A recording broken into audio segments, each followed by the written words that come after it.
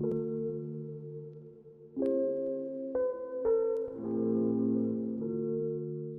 everyone, and welcome back to another Chit Chat with Cass. Today I am back with another Star Wars episode with my dad. What's up? Hello. This is actually our final Star Wars episode until we get new material. Exactly, it's the last one. This is the last one. We've reviewed all of the other ones, and we're not reviewing the holiday special, so this is the last one until December. Why are we not reviewing the holiday special? Because I don't think I can physically handle it. I know, it's pretty horrible. It's pretty horrible. So, Rogue One, you were super excited when this was announced and was coming out and all those things. Yes, I was. I was very excited about this because I knew what the story was. Mm-hmm. And I was very anxious to see that story play out. So I was very excited about it. True. And I was, kind of iffy, but I went in having 3 specific things that I wanted to see in this movie, and to be honest, I can only think of 2 of them right now. But whatever the third one was, I got all 3 of them from this movie, so I can't complain. Well, I did want to see Princess Leia. I wanted to see Leia, I needed Bail Organa, and there was a third one that I needed, and it's gone to me now. Yeah, I can't remember what it was. I can't remember what it was either. But there was one that I was very happily surprised with. There was a lot of happy surprises in this movie. Yes. That was, whether it be Easter eggs or little things for the fans that were spread throughout this movie. Yes. That was, pleasantly surprised. Yes. So, the movie opens with a ship and stars. What a miracle! Oh my gosh, it's very creative. Holy shit, that's a miracle. I can't believe that happened. And the ship is going down to a planet, and we get to see kind of more stormy ocean, black sand beaches. It's beautiful. It's a beautiful place and spot, and different looking planet compared to the other ones we've seen. And I believe they filmed it in Iceland. Gorgeous. The black sand beaches, and they are just beautiful to look at. I'm always out for more different looking planets, so I was pleased with that. And everything is very visually pleasing in this movie as well. Very. Whether it be the locations or the props or CGI. the CGI with the practical, everything is very visually pleasing in this movie. The costume, the makeup, everything. The thing I like about it is it looks like the original trilogy. It does. It very much does not look like the prequels. Nope. It looks like the original trilogy. It fits very well with Star Wars Empire and Jedi. Yep. It just flows right in together. Yes. Because often when I watch this movie, I have to pop in episode 4. A lot of people do that because it completely leads right up to it. I mean, what is it? 10 minutes? An hour? hour? If that. Enough time for Vader to walk back to his ship and go. Yes, exactly. I mean, it is just bang. When I first saw Rogue One, my friends at work asked me, how was it? And I said, it was really, really good, because I love this movie. And they said, well, what's it about? And I said, well, have you read the I call it the scroll, but it's the crawl. The crawl. The crawl at the beginning of episode 4. And they go, yeah. And I go, that's Rogue One. Rebel spaceships striking from a hidden base have won their first victory against the evil galactic empire. Mm-hmm. And that's what this movie is about. Totally. Yeah, it's definitely... Well, where does it rank on your favorites? It's actually pretty... It's before the prequels, for sure. Right, yeah. I don't remember. I'd have to... I've given my favorites list before, but I'd have to listen back to figure it out again. This one's really high. And even though I've come around on Solo, I watched Solo again last week. Mm-hmm. And I enjoy Solo a lot more than I did after that first viewing. Mm-hmm. But Rogue One is far above Solo. Because it's just a war movie. Yeah. I think that if I had to pick between the 2 side movies, the story movies, I would probably be Rogue One, although I don't like it as much as you do. There's some things that I don't care for it, but it's not like I hate the movie. I still watch it. It's probably one of the ones that I know the least because I haven't watched it as much as the others. Right. And I haven't seen this as much as the others. Mm-hmm. I've seen this more than I have Solo. Yeah. But as far as the prequels and the originals, I've seen them much more than this. But, I'm a big fan of war movies. Everything from, John Wayne World War II movies all the way up to the Expendables. I like those kind of movies. And that's what this is. This is that kind of movie set in a Star Wars universe. Well, yeah. And just like the original Star Wars movies and everything, there's a lot of, filming and references to World War II movies. Well, they use World War II references for a lot of that. Yeah.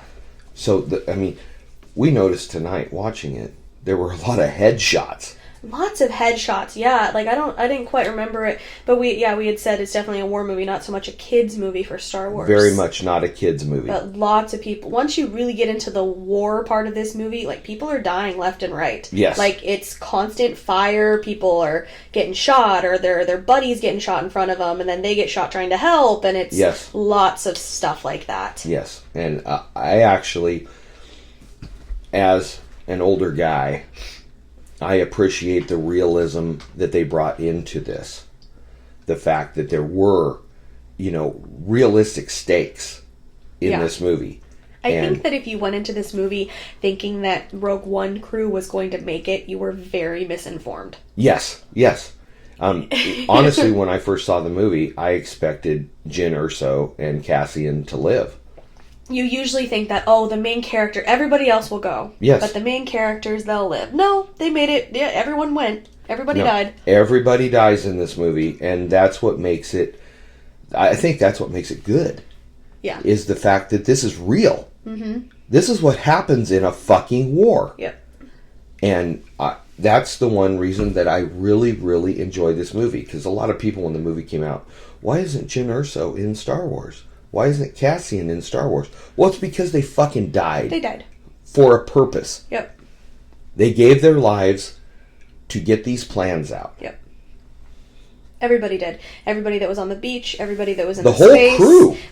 Everybody that died in that poor hallway. Everybody. Oh, that fucking hallway. Everybody. Best scene in Star Wars ever.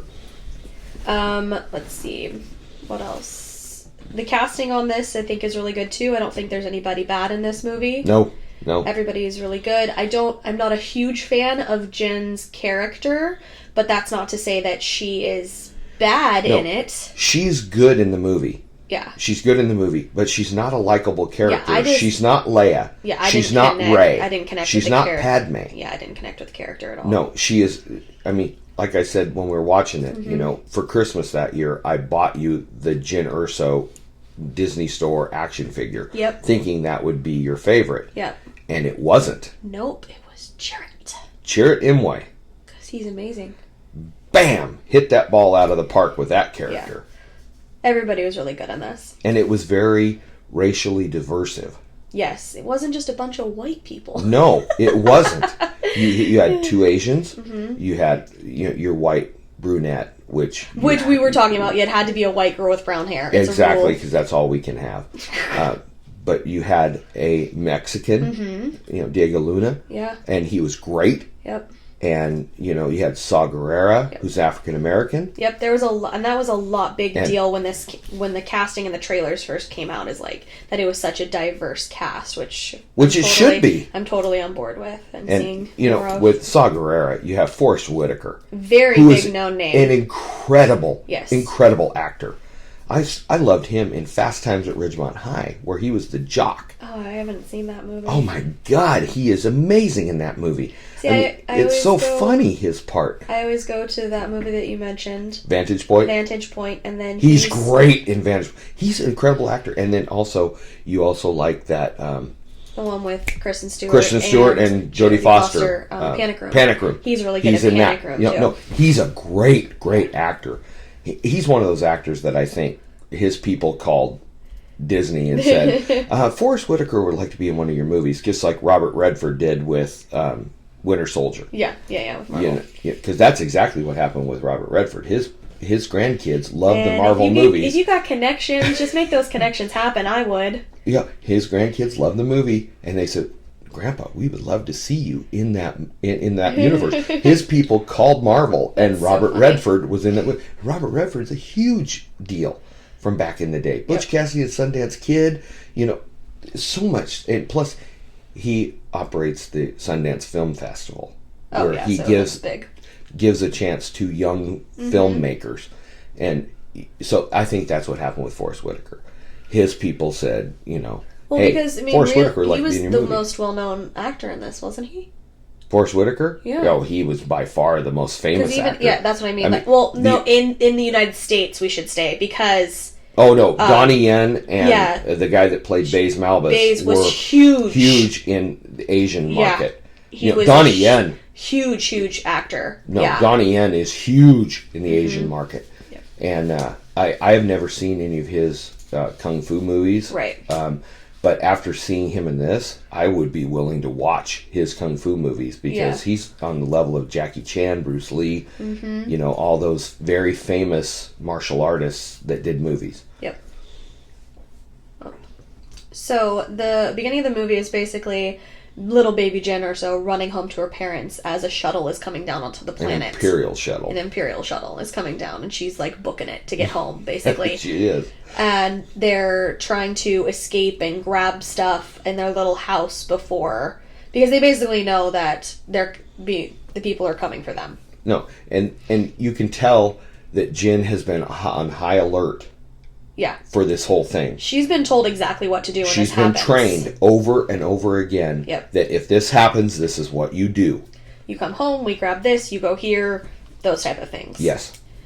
And her mom sends a message to Saw Gerrera. Yep. That's the Forrest Whitaker character, which is a character from the Clone Wars. Yep. Which you and I specifically watched those 2 episodes. They brought that in. And then we watched Rebels, where he was in Rebels as the same character voiced by Forrest Whitaker. Yep, they've definitely worked in more of the cartoon stuff like the Disney stuff now. They've worked in the cartoon things much more. Yes.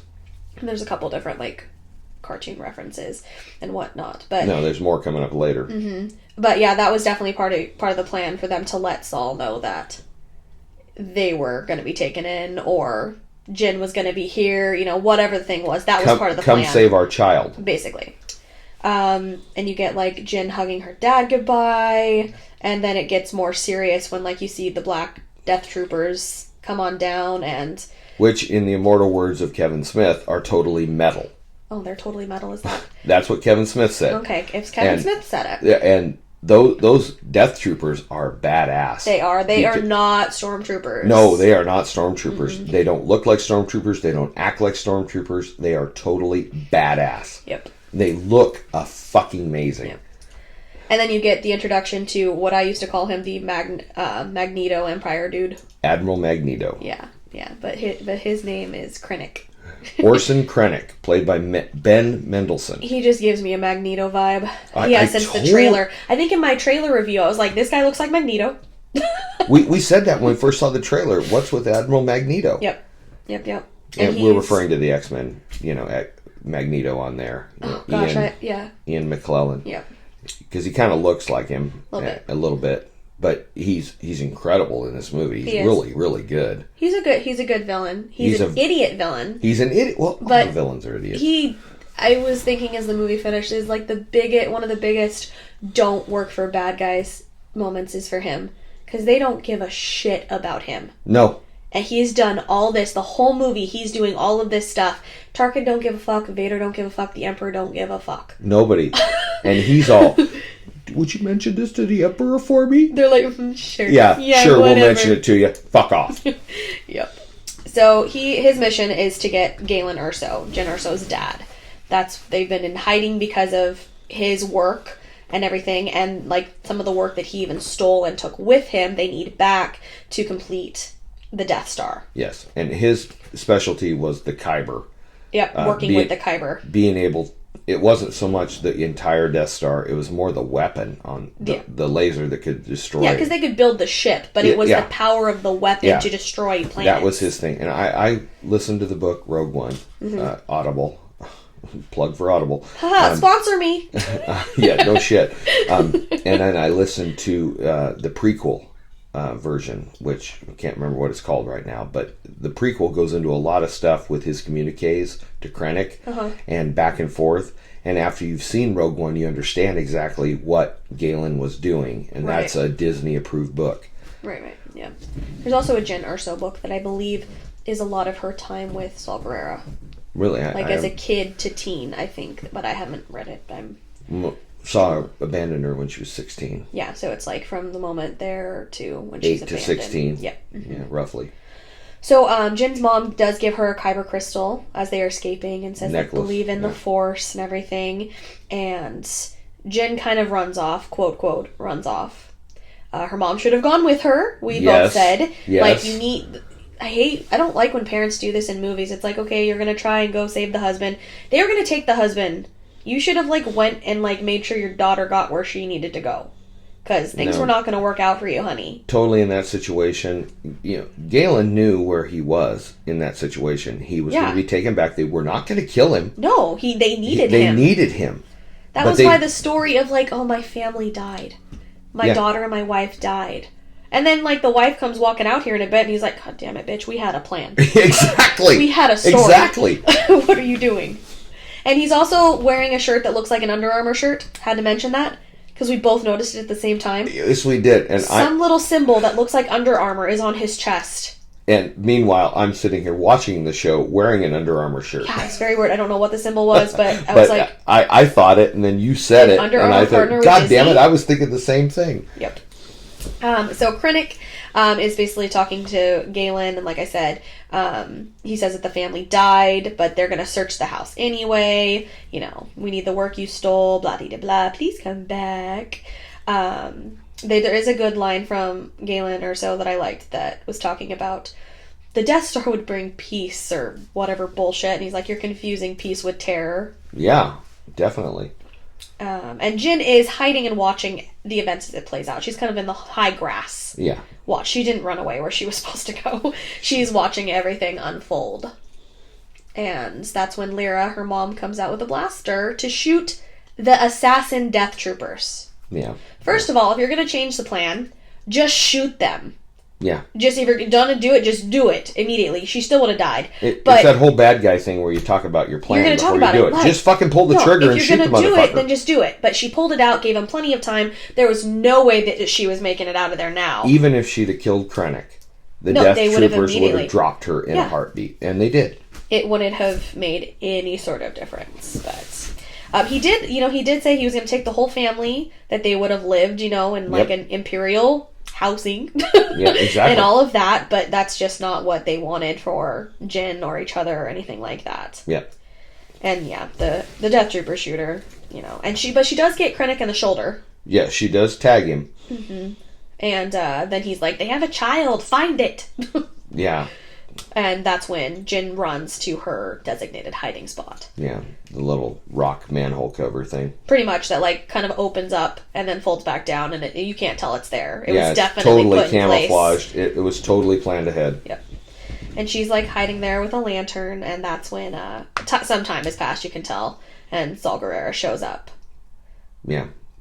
And you get Forrest Whitaker with a shaved head. Yep. Which is what he usually looks like. Mm-hmm. And hopefully, part of that plan was like giving her the list of people she could trust to show up. Yes. And she knew Saw would be a trusted confidant. Yeah. If he came for her, she knew it was okay to come out. Yeah. And he knew where the hiding spot was because he opened the hatch. Yeah, he knew exactly where it was. Her mom had called him right before everything was happening. So, that was the time. And in the book, I can't remember the name of the prequel book, but Saw Gerrera was a huge part of getting them out of Imperial land. So that's why. Yes. Imperial Saw was huge in that. That's a new place at Disneyland? Imperial land. That's where you can walk around and hear, Clarabelle 327, we are opening the magnetic field. Pretty much. And then you kind of get the time jump of Jin like waking up like from a dream. Mm-hmm. So we go from her being a child to Felicity. I almost said Smoke. This is not Arrow. I almost said This is not Arrow. This is not Desperate Housewives. Felicity. Her name is Felicity Jones, everyone. Yes.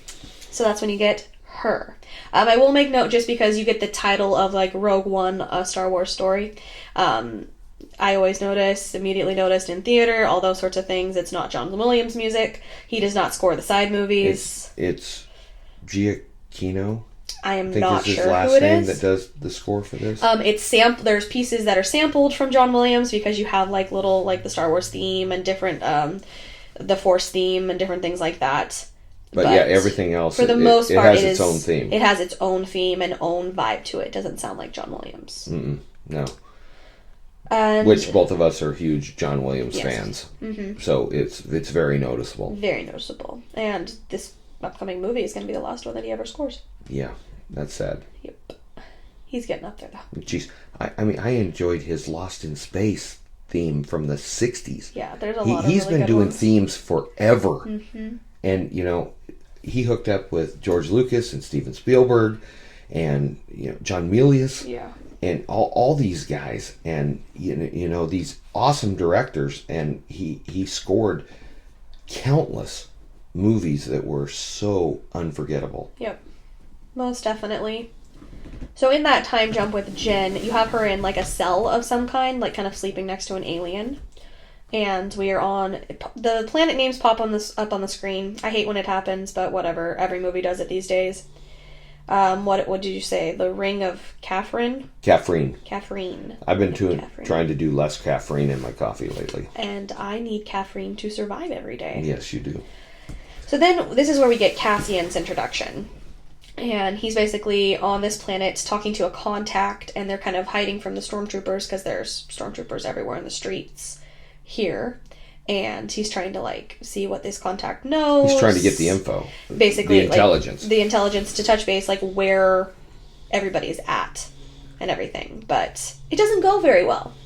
No, the guy's, like, freaking out. Yeah, he's not a good spy. And that's what he was doing. He's got way too much anxiety. Spy. He can't do it.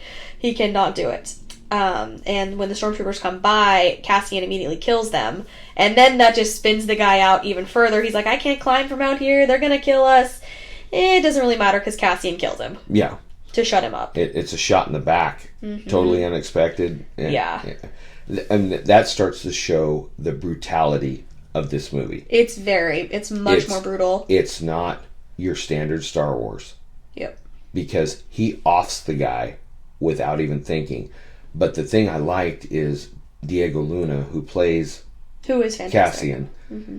You see the emotion in his eyes from having to do it. He's a very good actor. He does a lot of them, like, even throughout the rest of this movie. There's a lot of moments where a lot of eye acting, a lot of silent things. He doesn't even have to say anything. It's expressions. You can get the expression. Yeah. Oh, he is great in this movie. Mm-hmm. Great in this movie. I really love that character.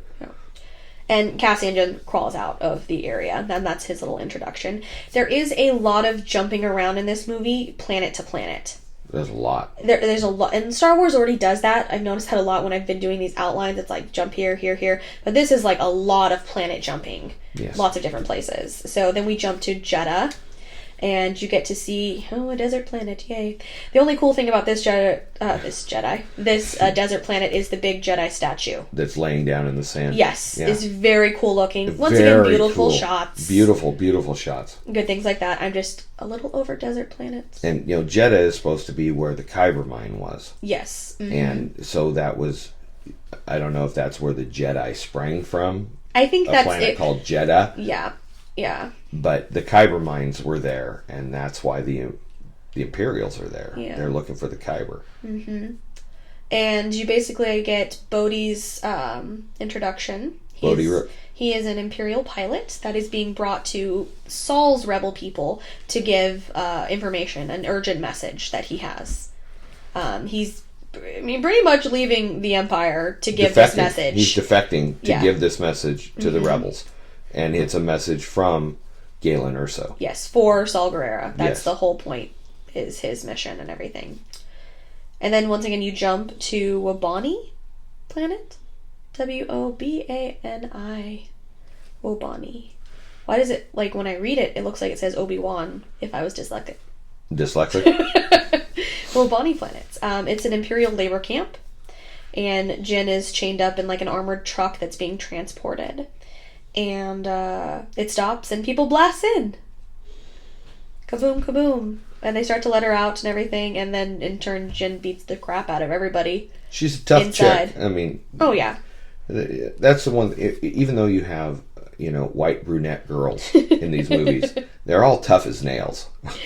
Unless they get pregnant, then they lose all sort of character whatsoever. Yeah, Padme. Oh, poor Padme. That hurts my soul. Revenge of the Sith. Oh.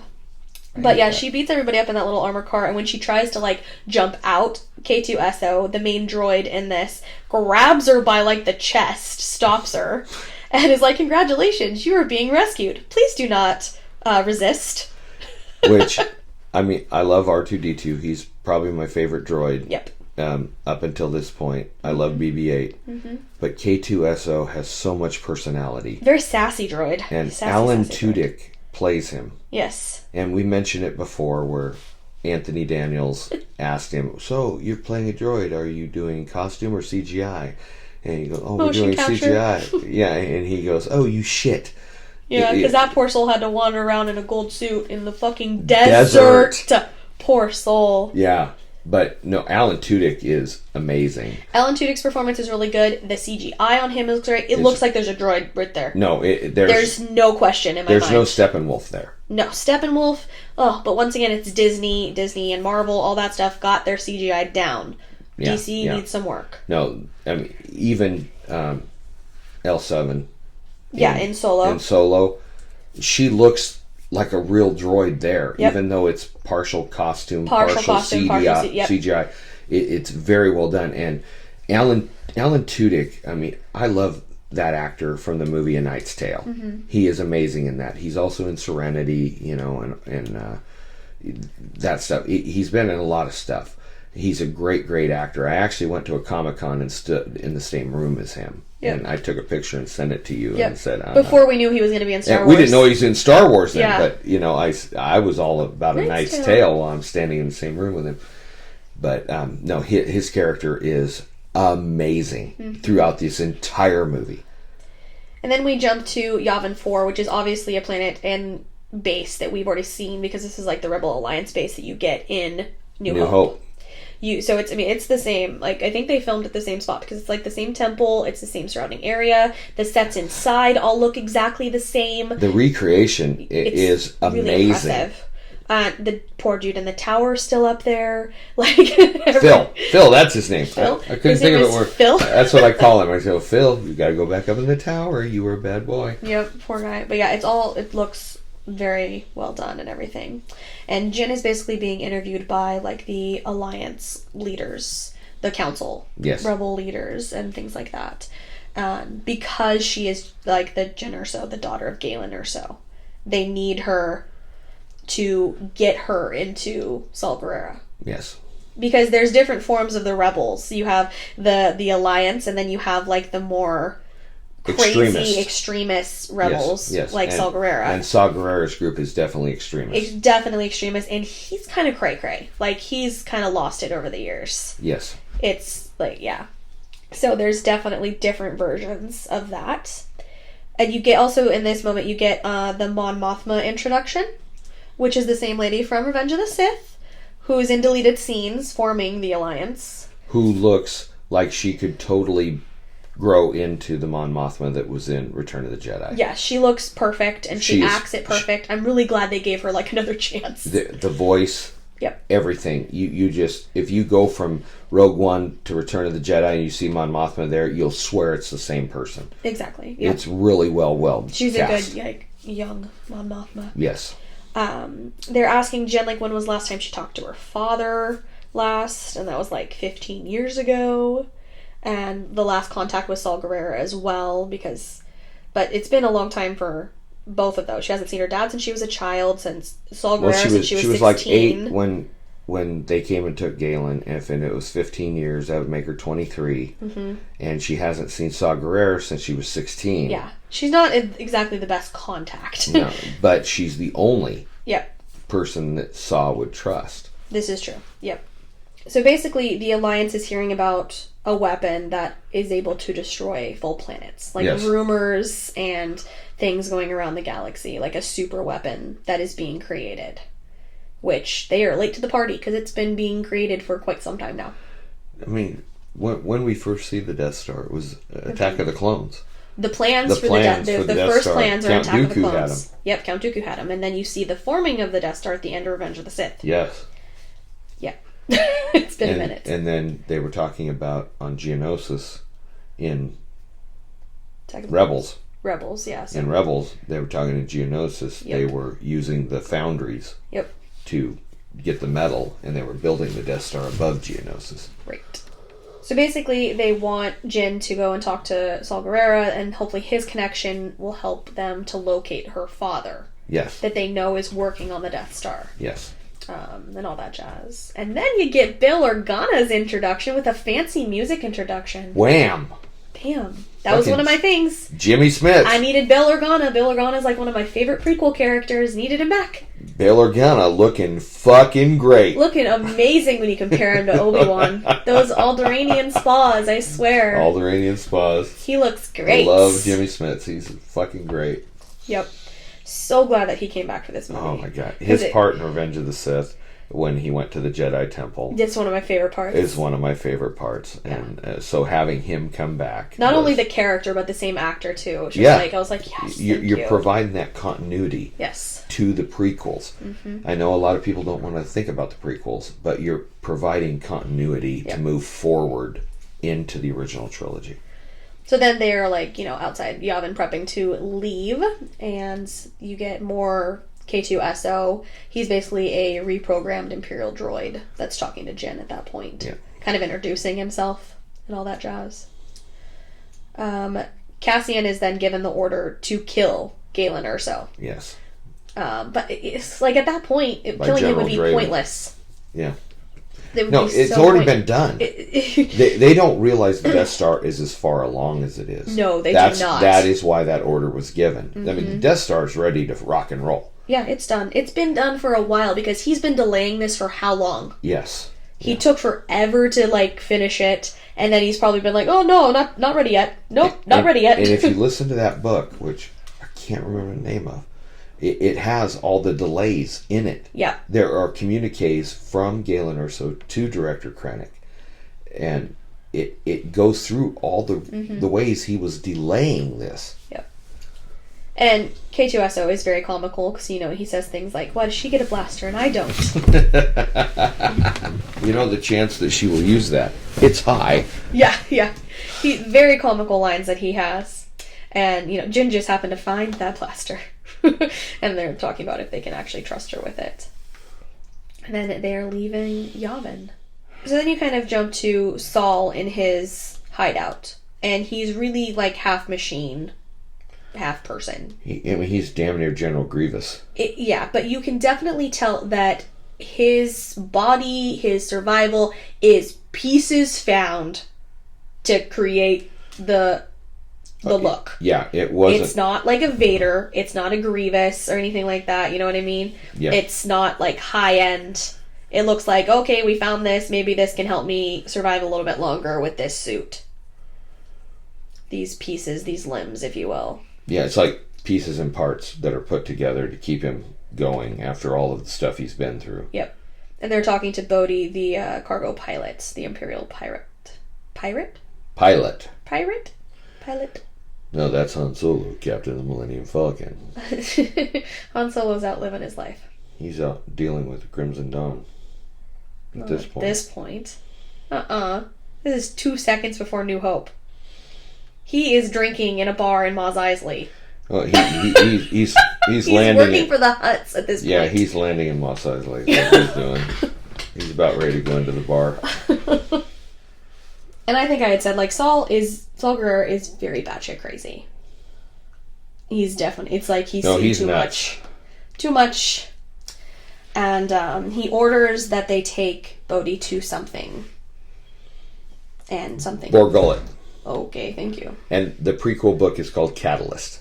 I knew that. Yeah, I knew that it was called that. It's actually, if you're a big fan of Rogue One, Catalyst is a very good book to listen to because it sets up a lot of stuff that is in the movie. And it makes things make more sense, which is what Star Wars usually does, is the books add details to it. I don't know, man. They gave me all these books that had details, and they poofed away my characters with those details. So then we go to an Imperial Star Destroyer, and you get Krennic talking to Tarkin. Yes. Which at first was just the back shot. With the reflection in the window. And the reflection was like, holy shit, it's Peter Cushing. He's been dead for fucking 40 years. What the fuck? Yeah. And it was like, I was already impressed. I was like, oh, that's so cool that they added him in. And the little reflection, what a great little Easter egg. And then he turns around and you're like, holy shit, it's him. I know a lot of people don't care for that. But Cassie and I just watched it today. And it looks still like it. Like Peter Cushing. Yeah. It is amazingly done. I think it looks great. And I like the add-in because it's almost like it gives like more to him before New Hope. Because, you know, he don't last into Empire. No, he does not. He's in one movie and then he's gone. So it gives a little bit more that, yeah, he was an important person in the Empire. No, I think the inclusion of Grand Moff Tarkin is fucking amazing in this movie, and I think the CGI rocks. The voice is a little off, but the actor does do good. But the actor does.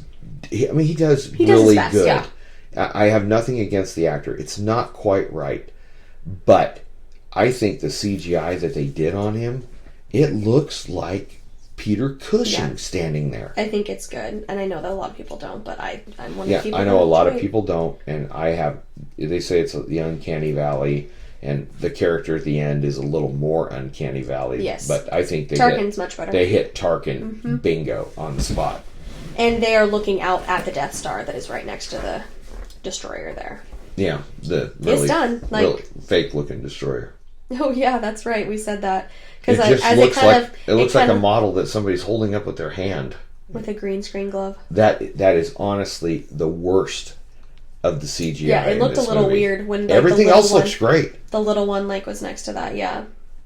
It just looks very like I went up and opened one of my Star Wars toy boxes and pulled out a toy and held it up in front of a green screen. Mm-hmm. So Jen is kind of remembering / dreaming her childhood and kind of having flashes of like her father working with the Empire, remembering her parents. Yeah, on Coruscant because that's the capital. Yeah, on Coruscant. That's where they would be. And just like little flashes, and I think Krennic's there. Krennic is there. And just little flashes from her childhood, and then she kind of wakes up, and the ship is coming into orbit of Jeddah. And they're heading down, and there's a huge destroyer over the main city, Jeddah City. Right over the main city. Huge. It's a huge Imperial presence. There's there's TIE fighters everywhere. You have the destroyer. You have stormtroopers everywhere. It's like the whole city is being controlled by the Empire. And the basic thing there is they're trying to get the Kyber because they're trying to make a Kyber crystal big enough to make the focusing weapon on the Death Star. Yeah. Because the laser that destroys the planet has to be fired through or by a Kyber crystal. Mm-hmm. So that's why they're there. Is they're trying to get the Kyber. And the Kyber shipments are flying up to the Death Star, and Saw Gerrera's group is constantly trying to stop that. Yeah, exactly that. They're trying to steal the stuff. And K2SO wants to go into the city because he says that he'll fit in because he's an Imperial droid, which makes sense. Perfect camouflage. Mm-hmm. And then you kind of jump over to Bodhi being interrogated at Saw Gerrera's little hideout by like an alien octopus looking motherfucker. The Borg Gullet. And it's like a massive little mind attack. It will show us what is in your mind. Yeah. But you may lose your mind in the process. Yeah. So it's like no lie is safe. No lie is safe, but it'll destroy your mind. Although he recovers from it. He does. Good. He's a little loopy at first, though. He's a little loopy at first. When he's in the jail cell, he's a little cuckoo for Cocoa Puffs. Yeah. Let's see. So Cassian and Jen are making their way through Jeddah City. And they bump into the dudes from New Hope. Yes. That's another Easter egg for people. Dr. Ebazan and Walrus Man. Yep. Walrus Man has an actual name. I can't remember what it is. From Mos Eisley. The Star Wars figure that I have is called Walrus Man. Yeah. But Dr. Ebazan and Walrus Man. Just another little Easter egg that connects it into the next one. It's like they left Jeddah City. They went to Tatooine. And they went straight to Tatooine. Yeah. And when they were sitting in Tatooine, they're going, holy shit, did you hear Jeddah City got destroyed right after we left? We got out of there just in time. Let's pick a fight with a Jedi. No, let's pick a fight with a punk-ass kid who you don't know is friends with a Jedi. There you go. That's better. That's better. Oh. I'm going to get my fucking arm cut off because I'm a dick. Yeah, pretty much. Oh, my And then my favorite character's introduction, Chit. Chirrut Imwe. He's amazing. Donnie Yen. God, he's good in this movie. So good. He's my favorite. He's funny. He's badass. I love it. And he basically, his introduction is talking about the kyber crystal necklace that Jin has. He's blind. He's blind, yeah. And he can sense that she has a kyber crystal necklace. Mm-hmm. And he is a former guardian of the Wills, which is big with the Church of the Force, and which her mom is totally believes her mom said believe in the Force at the beginning. Yes, so the Church of the Force thing is that she probably knows about and everything. And originally, the original title for episode 4 was supposed to be Luke Starkiller and the Journal of the Wills. Right. So if this is a guardian of the Wills, this is a huge callback to George Lucas's original writings for this. And I personally love that. Yep. Because he's not a Jedi, but he understands the Force. He's kind of like Maz Kanata. Yeah, he understands how it works and everything like that, but he's not. He's not a Jedi. He could meet potentially like a level of Force sensitivity, but not enough. Like, people don't like when I say midichlorians, but like the count isn't high enough to be a Jedi. You know what I mean? That could be, people hate when I say midichlorians. Or he just hasn't been trained. Yeah, he has the Force. I mean, because he's fucking blind. He kicks the living shit out of a bunch of stormtroopers. He has to have something going on. He's like badass, like Daredevil Jedi. Daredevil, very good. Very Daredevil-ish. Yeah. Very. I mean, he hits that one guy in the foot. Yeah. And is your foot okay? He's so funny. He's so love him funny, in this. and he's so badass with the bow staff. Yep. I mean, that's definitely taken from Rey's bow staff. Yeah. You know, Rey had the bow staff. He's got the bow staff. Canary had bow staff in Arrow. And then it was the year of the bow staff. Morgan had bow staff in Walking Dead. Yeah, the bow staff became the bow and arrow of a few years ago. Yeah. When it was the bow and arrow with Oliver Queen and Merida. Katniss and all them. And the Hawkeye. And Orlando Bloom. Legolas, yeah. It was all the bow and arrow stuff. Yep. So then as they're in Jeddah City, the attack starts happening where it's basically like the rebels, quote, quote, the Saw's people. Yeah, his rebels start attacking the stormtroopers, and that's when they're trying to steal the Kyber from like a tank that's kind of moving through the city. Yeah, it's a transport, yeah. It's an armored transport, yeah. And so, like, there's explosions happening everywhere. This is a great example where you get a lot of the practical effects. Like, there are stunt people flying around all over the place on this. Real explosions. There's real sets. Like, if there's green screen on this, which could be for some of the stuff, I can't pick it out. And I'm usually really good at picking the green screen out. It totally looks practical to me. It looks like a real, like, set area. So if there is green screen, it is done amazingly. Yes, exactly. There's a little girl that's crying in like the middle of it, and Jin goes for her and grabs her. There's always that little kid in like superhero movies or sci-fi that like is crying and you have to go save, and then the mom comes over and grabs the kid, doesn't even say thank you, and then runs away. Avengers Age of Ultron. Yeah. Hawkeye went back for that kid. Yeah. And that's why Quicksilver got killed. See? Kids, stay with your parents. Yeah. Or parents, keep an eye on your fucking kids. If there's a huge explosion going, please grab your child. I don't know. I've been able to keep Cassie alive for a few years here, so I think I'm doing okay. We're not in the middle of a Thanos attack or that's true, an Empire attack. Still, I kept an eye on my kid. What the fuck? Over. So yeah, like we said, the rebels are stealing the Kyber from the Kyber mine. And then Jin starts basically like kicking some stormtroopers' ass with like, what is it? Like it snaps open. It's like a wand, like a baton type thing, but like it snaps open. It's kind of like a Tampa, but not quite a Tampa. But it's like a beating stick. Yeah, it kind of reminded me like there's police officers that have the ones that kind of go click click, and then they're like open. Baton. I think that's what you'd call it. And there's actually a real name, but. Something like that. She kicks the shit out. I mean, she's smacking him in the helmet. No, yeah, she takes down a bunch of them, and like there's this like scene like during that where like Cassian like goes to like start to help her, and then he like stops and like watches her kick everybody's ass. And I liked it the first time. They did it in Force Awakens with Finn and Rey. Yeah. Same scene. I liked it the first time. It was just like it was the same thing over again. It really was. I really like it. It's funny when like Finn's like, "Oh, I'm gonna go rescue I'm gonna this go help chick." her, and then bam. She's got it under control. But so it was I very, didn't think very about similar. that, but that's I know very... when we saw that, I was like, "Oh, that's," because I was like on a huge Force Awakens kick at that point. I'd seen it 600 times. No, so I was like, Awakens okay. is still a high point. So. And then she turns around and she shoots a droid that looks exactly like K2SO. And then K2 is coming up behind him. Did you know that wasn't me? Yeah, she's like, of course. That was Genesis. What's that? Yes, exactly. There's our Star Trek quote for the Star Wars podcast that we always have to have. That's just a big thing that Cassie and I have, is anytime somebody who, I mean, not saying William Shatner's a good actor, but oh my God. Anytime a good actor acts badly, that is from Star Trek II, The Wrath of Khan, Genesis, where he goes, what's that? Genesis, what's that?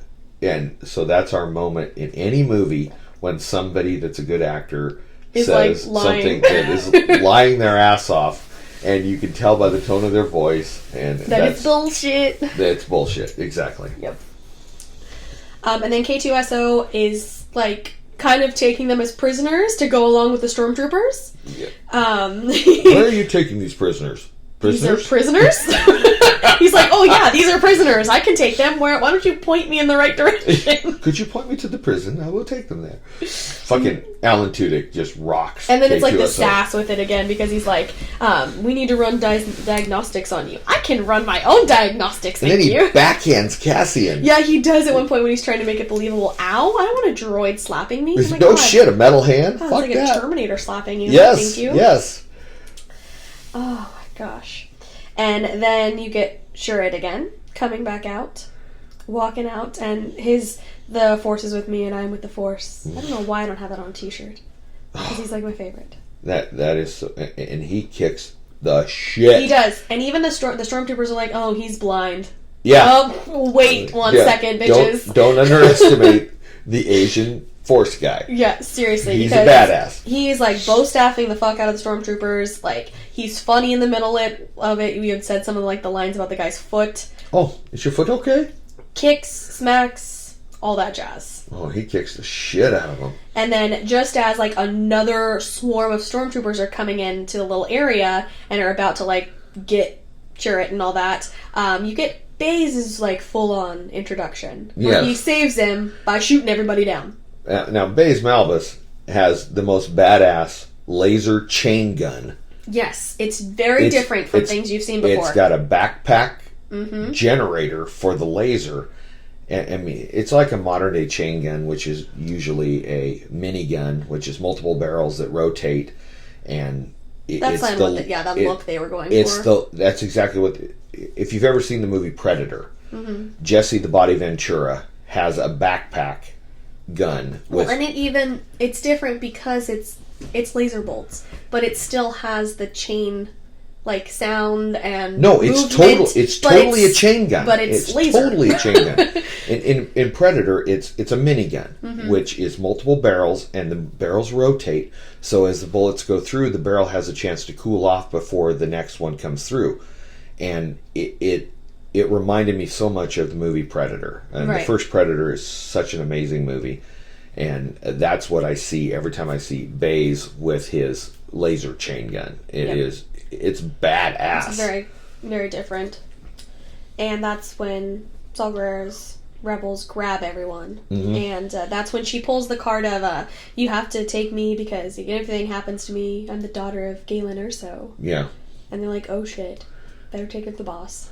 Then we gotta put hoods over everybody's head. Put hoods on everybody's head, and then you get the amazing, are you kidding me? I'm blind! Because they put a hood over Chit, who's blind! What? Which, Donnie Yen for the win. Yep. He's so good. And then, like, over Jeddah City, you have the Star Destroyer and the fighters, but then they're, like, pulling out. The Star Destroyer's out, the TIE Fighters out, all the Stormtroopers out. People, get the hell out of this city. Something's going down. You need to move. And in the book of Rogue One, there's actually a squad that's out in the desert. and they're looking up and seeing the Star Destroyer leave, and they're going, "Is that a bad sign?"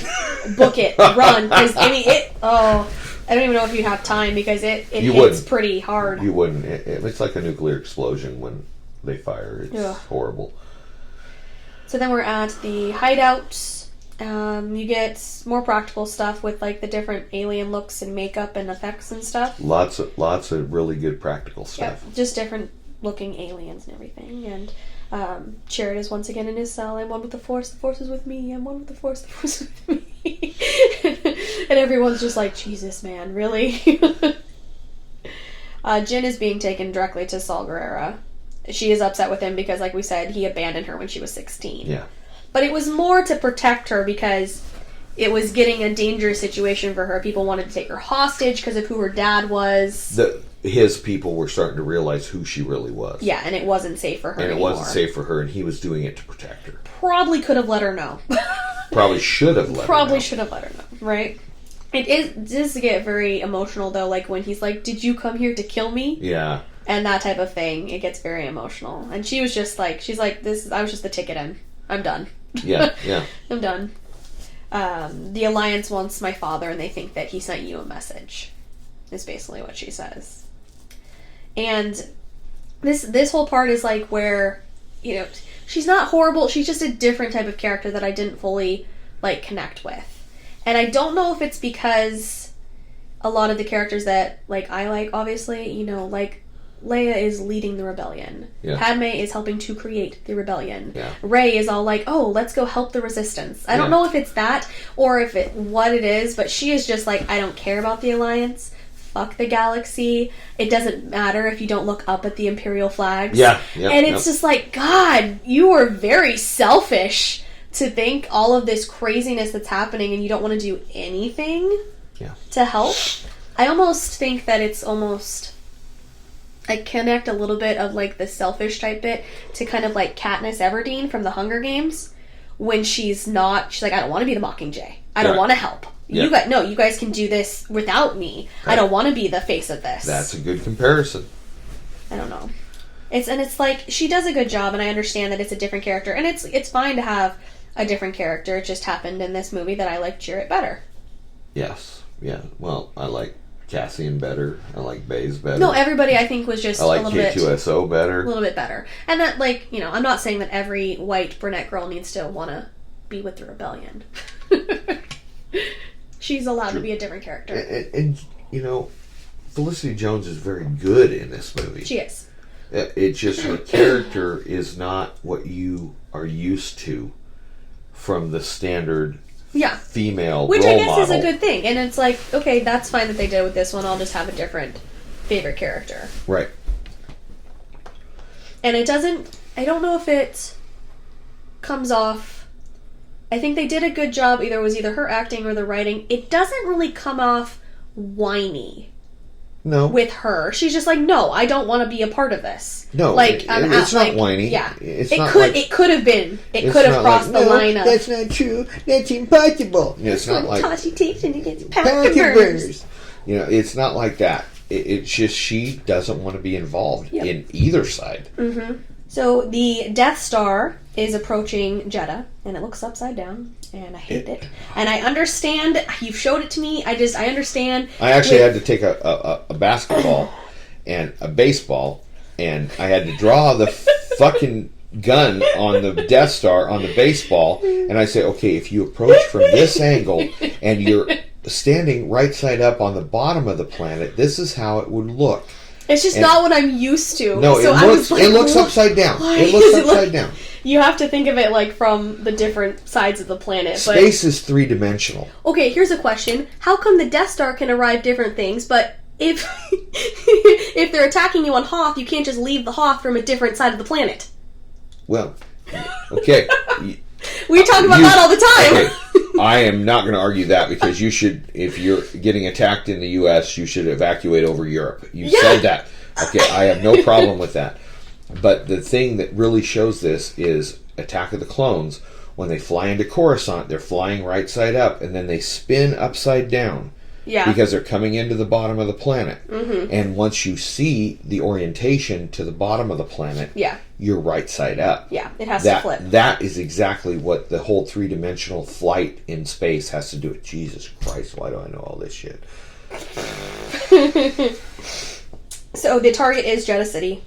But then we jump back to the cells that are at Saw Gerrera's, and they're talking to the pilot. And like we said, his mind's a little funky at first. He's just like, I'm a pilot? Yeah, I'm the a pilot. Yeah. I'm the pilot. And here you have a Middle Eastern actor to bring more diversity. Yep. And I know him from other things. He's been in other stuff. I recognize him from other things. The other group, I wasn't really familiar with them. But it's almost like he's trying to hold on to the message. Like, I'm the pilot, I have the message, but it's like... it's like, what's wrong with him? Yeah, he's a little cuckoo for Cocoa Puffs. He needs to chill a little bit, but... then you get the holo message from Galen Urso, and Jin and Saw Gerrera are watching it. Very heartfelt message. Mm-hmm. Very. It's definitely directed at Jin. Yeah, yeah. It's almost like he knew that there would be a connection there at some point. Mm-hmm. No idea how to get it to her. What are you going to do? Upload it to YouTube? Like, yeah, exactly. SpaceTube. SpaceTube. That sounds like a porn website. Like Twilix or something.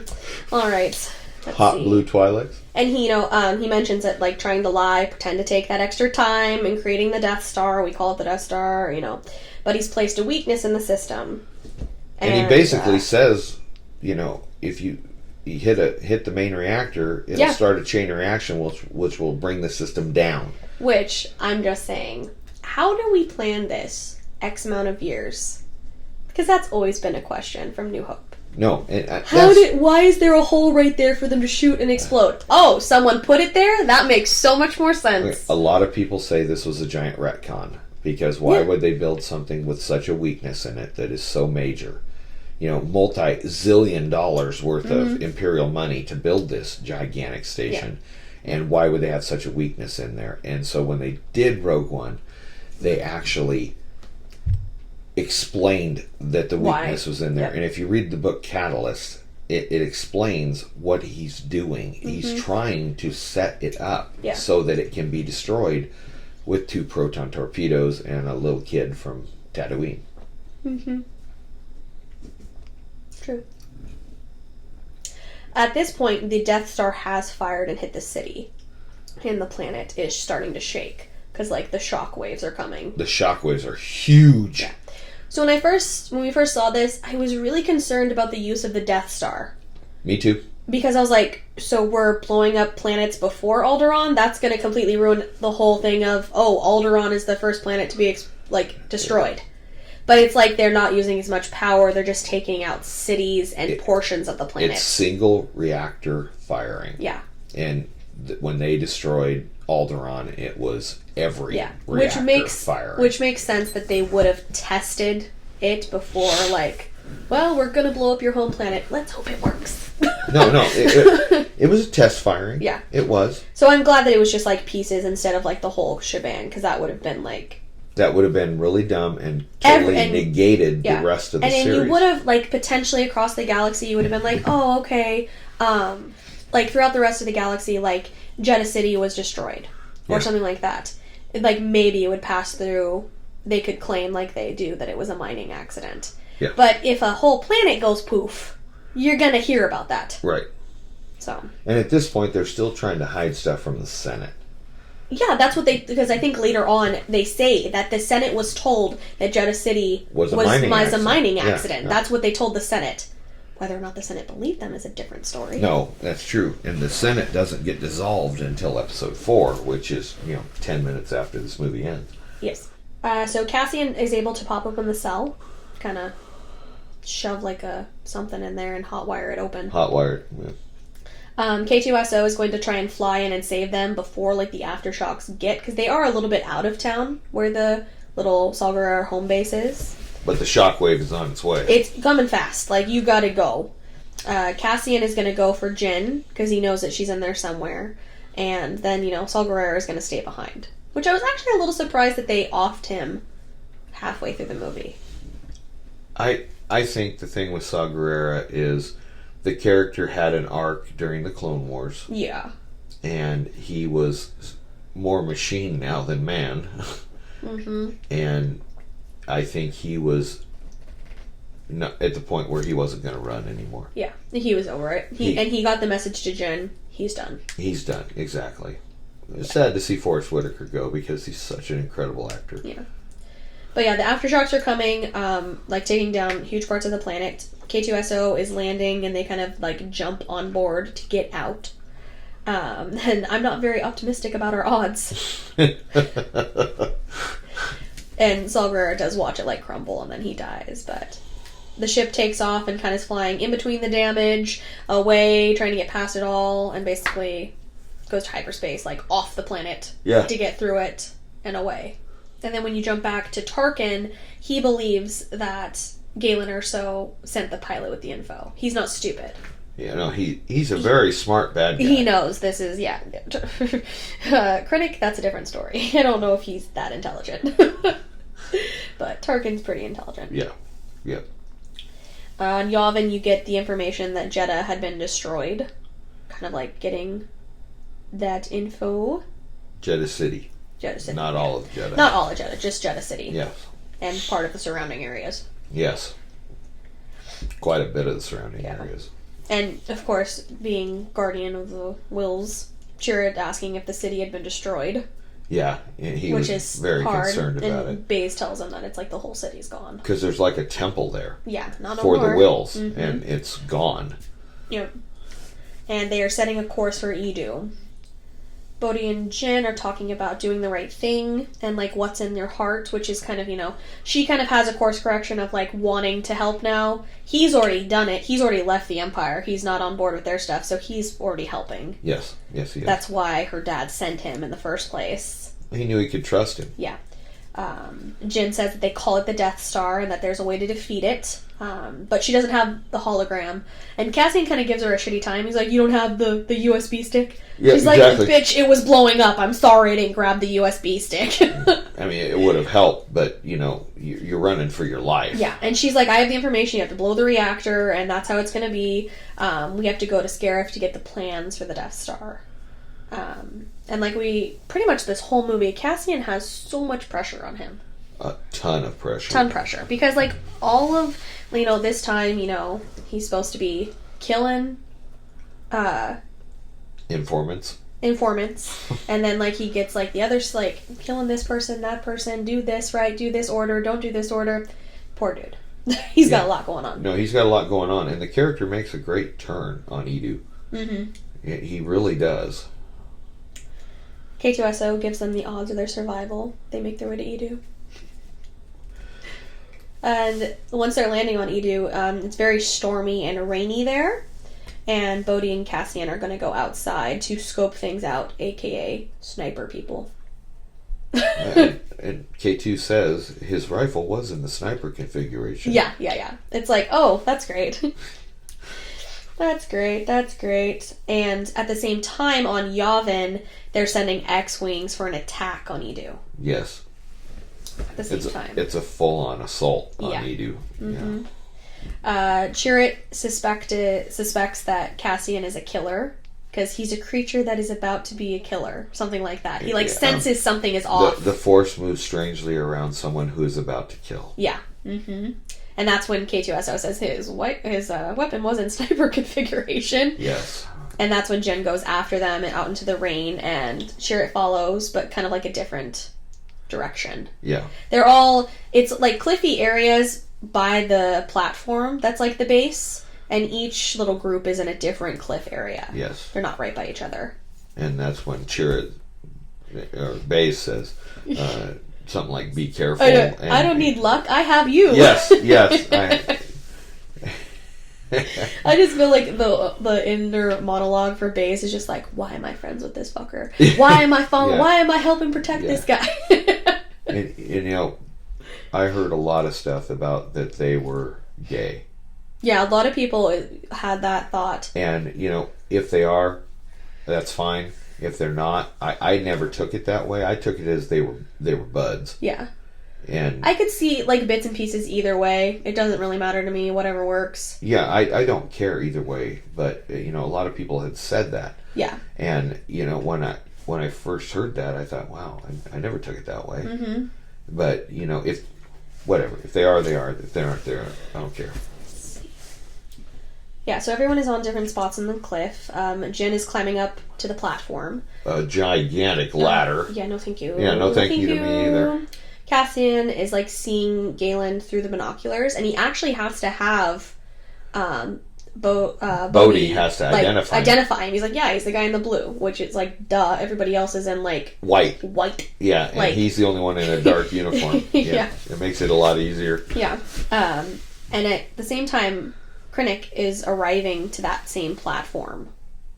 Yes, it's like everybody's like they got there. The Alliance is headed that way. Krennic just got there. Everyone is like coming to the same spot, and Krennic like congrats that the Death Star is complete. And he wants to gather all engineers, which is never a good sign. It's like, don't do that. Don't work for bad guys. See, I know, right? This is another one that's like, don't work for bad guys. But at the same time, the look on all these engineers' faces, I don't think they want to be there. No, they don't. They are just like smart scientists that, like Galen, no, you're gonna do this or you're gonna die type of thing. Yep. It's not good. And he tries to blame the engineers for the leak, that they're the ones that sent it out. And Galen does like take the blame and like is like, don't hurt them, they didn't have anything to do with it. It was me. He said it was me. It was me. He admits to it very fast. Very fast, yeah. He's not gonna He's a stand-up character. He is, yeah, he is. He's a good character. There's not really there could have been the potential of like, oh, he was working for the Empire, he's a bad guy, and then he has his redemption. No, he's been pretty much a stand-up guy the whole time, trying to do what he can from the inside. From the inside. I mean, he had no choice. They fucking took him prisoner. Yeah, there's no. So you might as well try and slow or screw things up. No, and do what you can from the inside, and Mads Mikkelsen plays the part really, really well. Mm-hmm.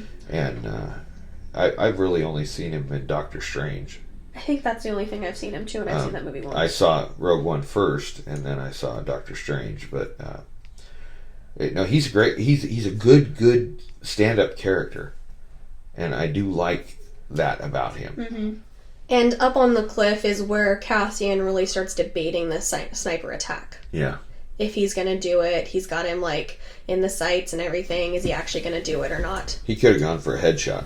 He had it in a headshot like multiple times, and he's like kind of debating the order, whether that's like because of Jin or like him wondering if he isn't all that bad. You know what I mean? Just like the different thoughts that are going through his mind if he should actually do it. Which you can see in Diego Luna's face. Yep, and once again, really good acting. Really good acting. And on the platform, Krennic ends up killing the engineers anyway. Like we said, don't work for bad guys, but I do feel bad for them because they just don't. They look like they were forced into doing all of. They were that. Forced into it. They didn't look like happy little Imperial things. They were like look scared. K2SO does say that the Alliance is approaching, that they've picked up on the Alliance approaching and everything. Krennic tells Galen that Jeddah and that Saw Gerrera is gone. Jeddah City and all that is gone. Because he's like, wanna know how I know the Death Star works? Wanna? Yeah. We used it. Oh, he's all happy about it. Mm-hmm. He very much like, it's almost like the Death Star is his baby. It is. But at the same time, it's like he didn't do shit to create it. He doesn't control it. Like, you don't get to say when it goes off. He got to direct everybody that built it. Yeah, and he thinks that it's like his, but he thinks it's his, and then Tarkin comes in and spanks his little monkey. Yeah, wait for the end. Last thing you see is the Death Star. Yeah. Let's see. Cassian is worried about Jen at that point, and like it's like my question is like almost why. Like, do we care about her that much in the time that we've known her? Is it like he attempted a love story? Is it like, I don't know. I think that there's a lot of like conflicting emotions in him, but it's like almost like he cares like, oh, like when they were at Saw Gerrera's, I have to go rescue Jin, and I have to, I don't know. I know, it was like the attempt of a love story, and it ends without a love story. Yeah. So, I'm okay with it. Yeah. I don't know. Jin is on the platform at that point, and, like, she actually yells for her dad, just as, like, the TIE fighters are released, the cannons are shooting down X-Wings, and there's an explosion on the platform. Yeah. As everything starts to go down. And she's kind of in and out, passed out on the platform, and, ships are, like, hitting the cliffs. It's not a good place to fly, because, I mean, it's, like, both sides. There's X-Wings and TIE fighters are hitting the cliffs and exploding like crazy. It's a canyon. Yeah, it's a good place for a base. Yeah. Really. Yeah, it's actually pretty good for a base. And that's when you get, on a different side of the cliff, is Chirrut's weapon pops open. His bow staff pops open to, like, a bowcaster. Yes. And it's, like, he shooting shoots down a TIE fighter. And he's blind. He's fucking blind. He's blind. He's using the Force. Yeah, he has to guide his shot. He's better shot than Stormtroopers. And he's blind. He's fucking blind. Love Chirrut. I do too. So Krennic is trying to leave in his shuttle, and, like, the back wind of it blows Jin, like, off the platform, which would be terrifying. Yes. I don't want to fall down the canyon. But she does get to talk to her dad for a little bit, but he's, like, dying. And he's just, like, he does say Stardust, though. Specifically says it. Yes, he does. And they talk for a little bit, and then he dies, and that, like, Cassian gets Jin out of there. And Baze is using his laser chain gun against the troopers from, like, the cliffs above and everything. They come out, and he just fucking mows them down like a fucking lawnmower, man. It's fucking awesome. Pretty much. They were definitely some good backup for the ones that kind of went in further. Yeah. K2SO is able to land the shuttle a little bit closer, and they grab the crew, and the base on Edu does, like, basically fully explode at that point. It blows.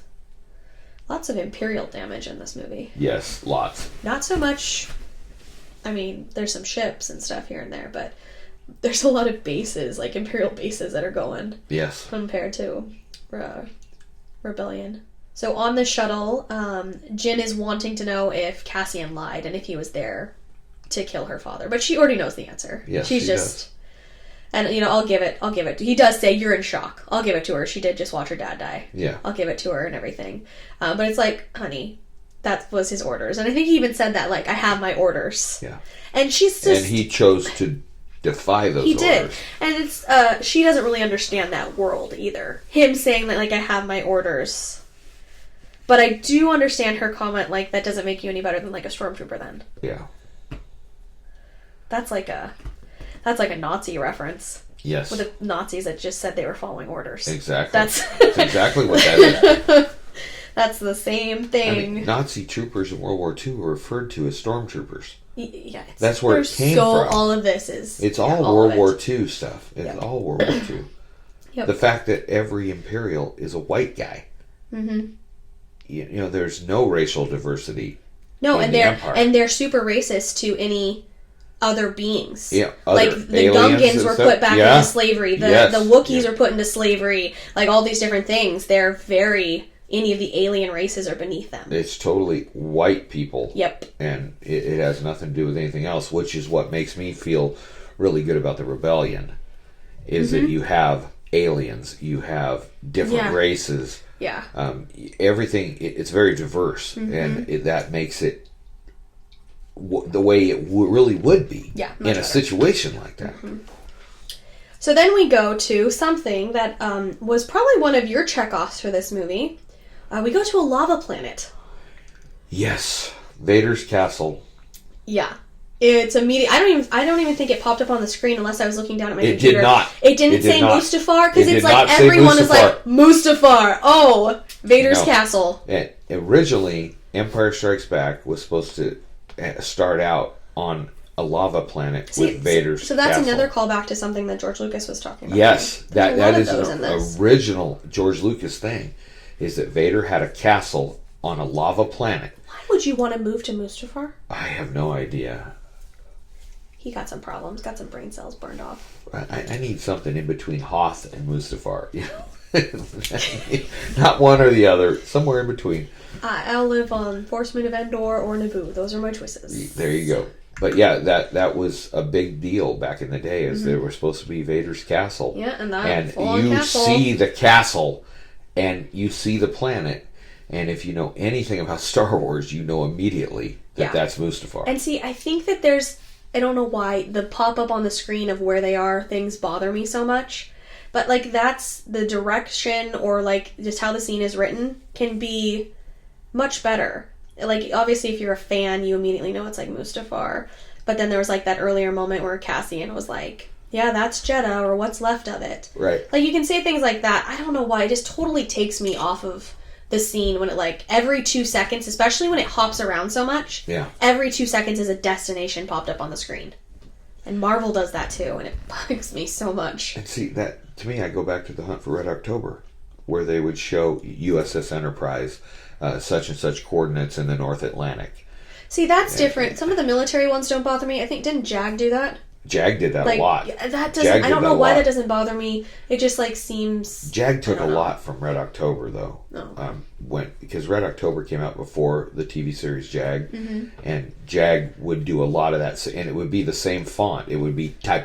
Yeah, type. That's what I was picturing. And you would get that in there, and that's what Red October did. Right. Which is a fantabulous fucking movie. So in his castle, you get to see Vader in a Bacta tank. Yes. And you can see his scarred up body, and it would have been really cool to see Hayden Christensen's face. It would have been great. You don't get to see who it is, but you do get to see it's a dude. It's not like the half a ice cream cone in Empire. In his little thing. In his meditation chamber. He's just like full on in the Bacta tank and everything. But I liked. Some people were questioning if like Vader would have a place in this movie, and I think the little bits that they did were enough. It was enough. Mm-hmm. Yeah. This part and the end. Yep.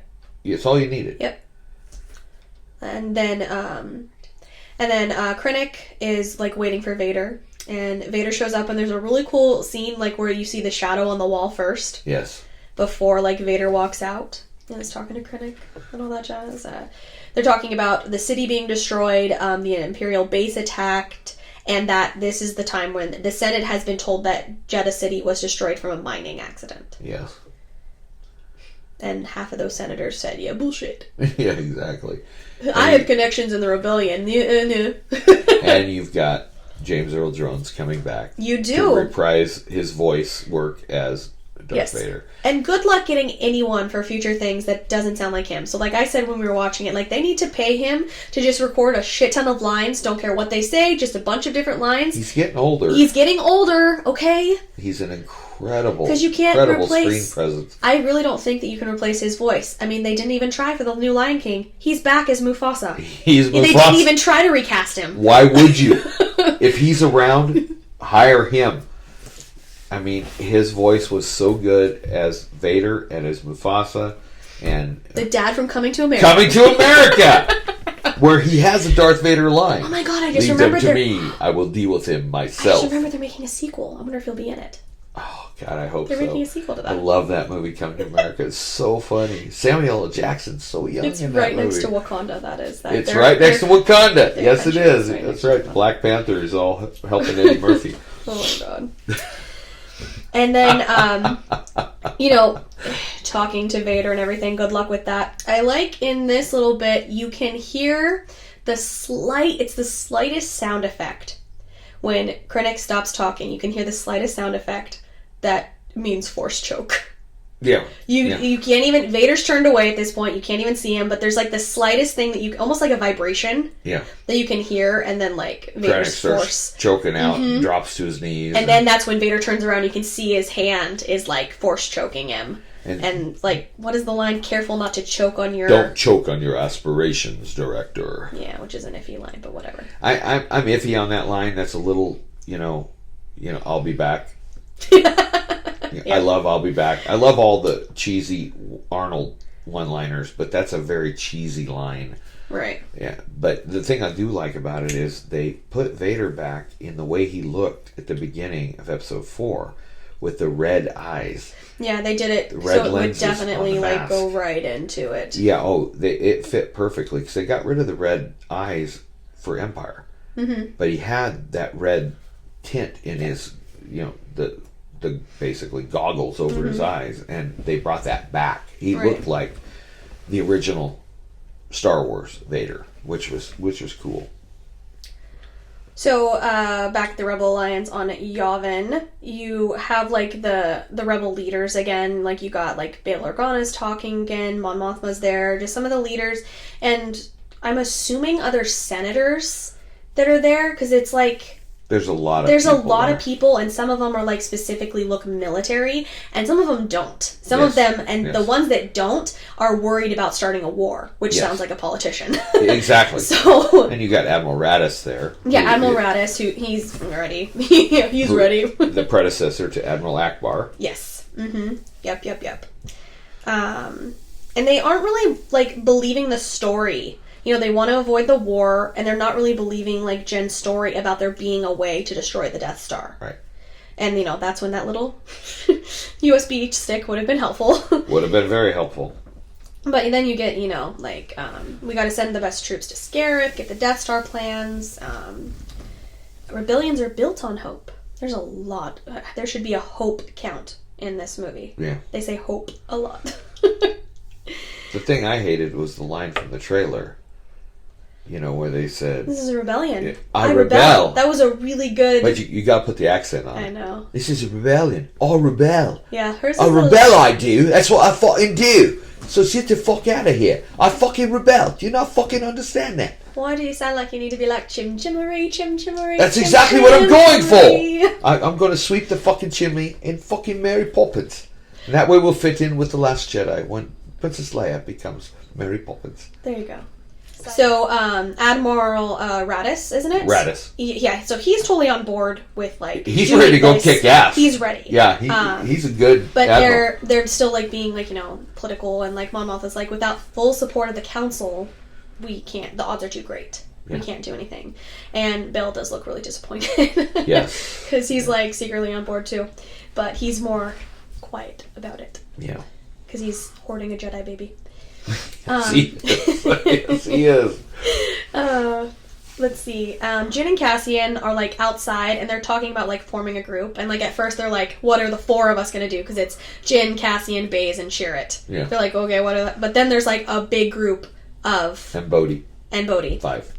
There's a group of volunteers. Fucking commandos. Like, they're like, no, we're going to do this. And these guys have been assassins, saboteurs... Mm-hmm. Spies. Yep.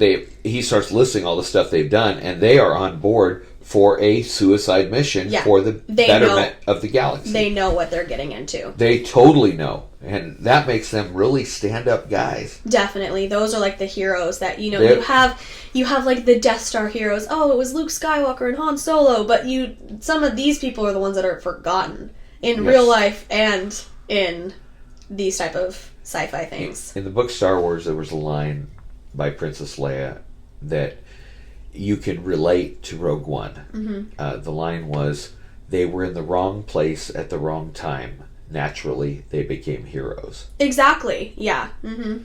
And you can take that. That was meant, when the book came out in 1977, that was meant for Han and Luke and Chewie. Mm-hmm. But if you think about it from the Rogue One point of view, all these people were in the wrong place at the wrong time, and they became the heroes that got it out, because none of this mission would have succeeded without that entire group. Yeah, all of it. It was either the space attack, the beach attack, the people going inside, the people, like, flipping the things, all of these things had to happen to get the plans. Every type of combat mission does not depend on one Arnold Schwarzenegger character to win the whole thing. It's an entire team. It's an adventure team project. Mm-hmm. You have to have that. Yeah. And I don't think that this movie tries to be like, oh, this is the single hero right here. No, it doesn't. Every person has their moment. No, you see that. You see the people that are out on the beach. Mm-hmm. You see Bodhi going out with the cable. You see these people, hiding till the stormtroopers come out and pop up and just start blowing them away. Everybody has an integral part. There's a couple, as like later on, like when Bodhi makes a run for it, like there's a couple like where they're trying to provide cover for him while he does that, and like they're this distraction while he does this. It's like a big group effort. No, it's totally a group effort, and that's what makes Rogue One a total war movie. Mm-hmm. Because it's not dependent on one person to be the hero. The entire group are the heroes. And I think Cassian says something like, I can't face myself if I give up now. Yeah. So K2SO is like, Jin, I'll be there for you. Cassian said I had to. Alan Tudyk for the win. Oh, God, he's so good in that part. That reminds me of totally like side note, like Christmas with the Cranks, when like Tim Allen falls off the roof and the neighbor's like, yeah, I called 911. Well, thank you. Yeah, Bev made me. Yes. Another great movie. So on the Yavin base, like the volunteers are all like going into the one ship, which is like the Imperial ship that no one's supposed to be touching and everything, and they're trying to sneak away to Scarif. The base is immediately telling them to get off the ship and like, what's your call sign? It's Rogue One. We don't have a Rogue One.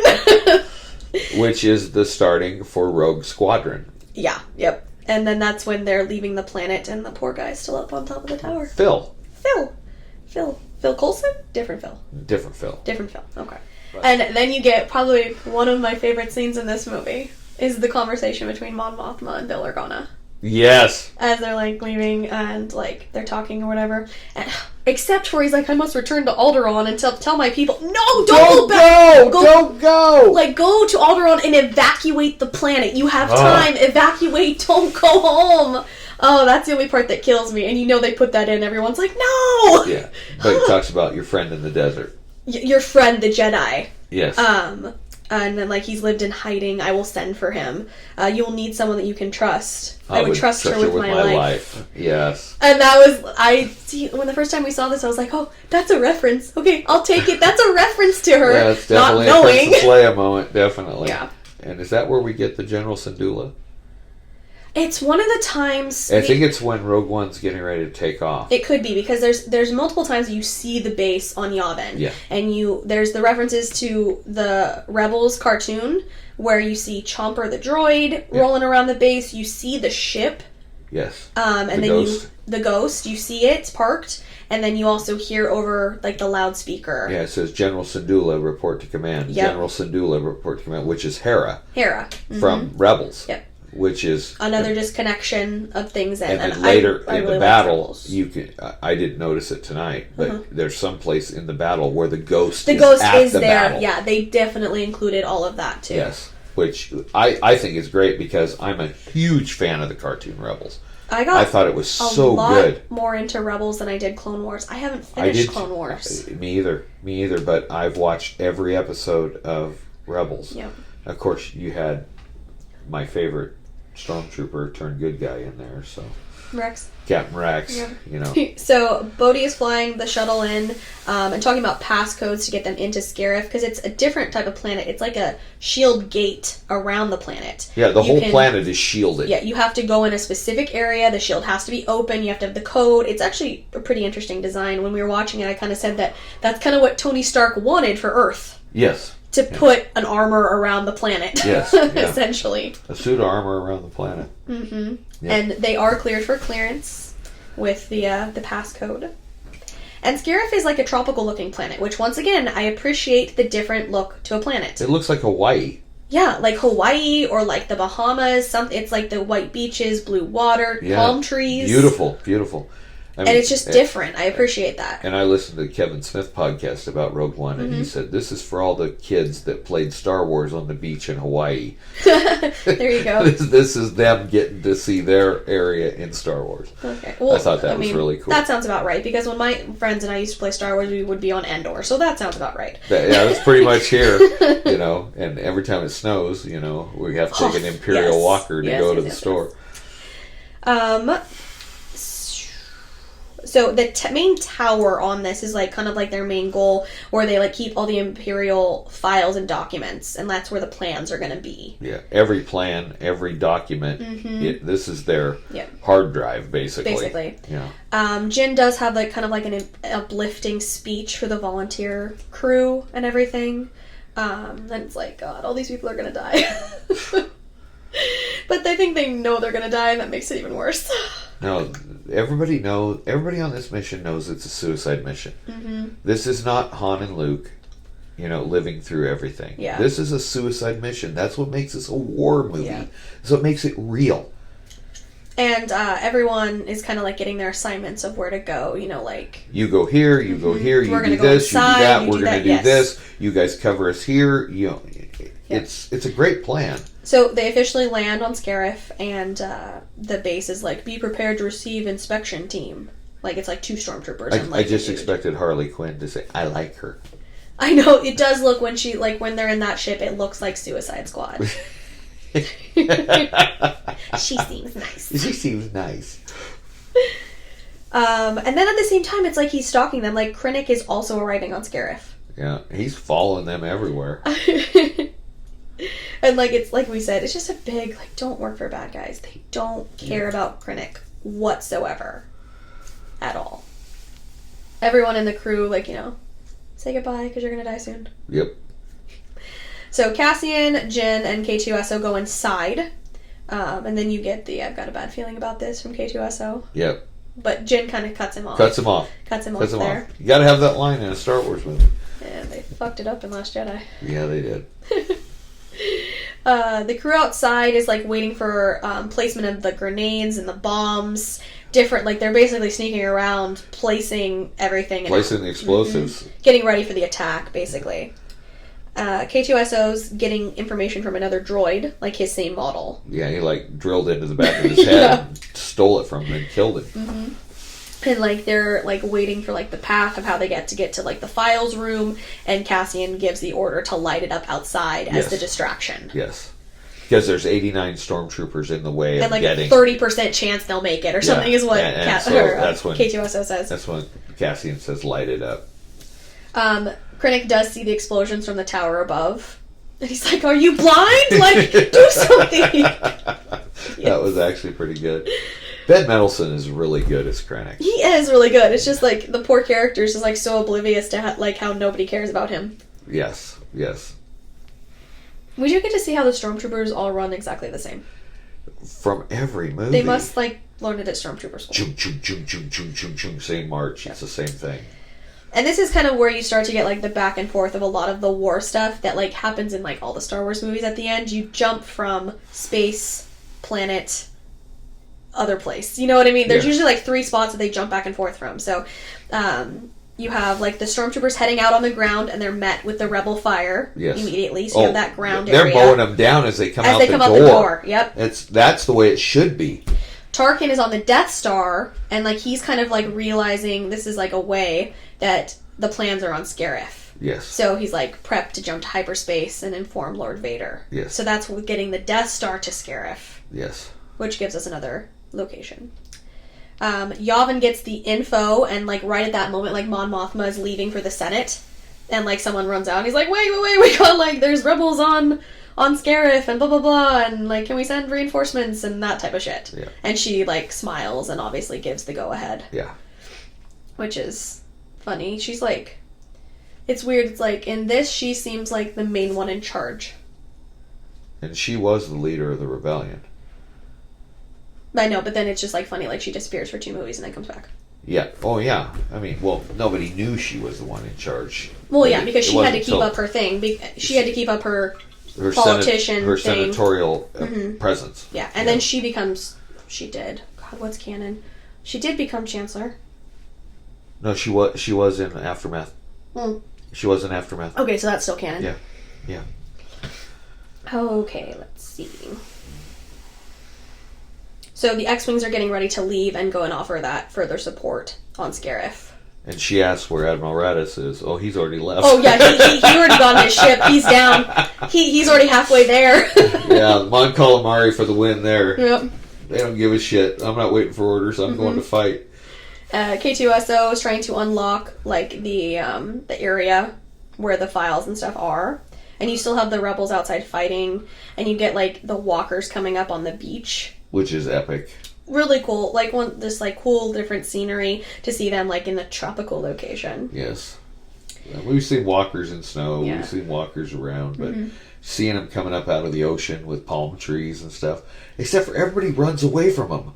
Run under them! Yeah. Like, seriously, run under them. They're not going to shoot at each other's feet. They have no guns underneath. And then there's that Terminator moment. Yeah, later it's creepy. Yeah, where Baze shoots him with, like, a rocket-propelled grenade. Yeah. And it turns its head, and then it turns looks its head pissed. back. It's the exact Terminator thing.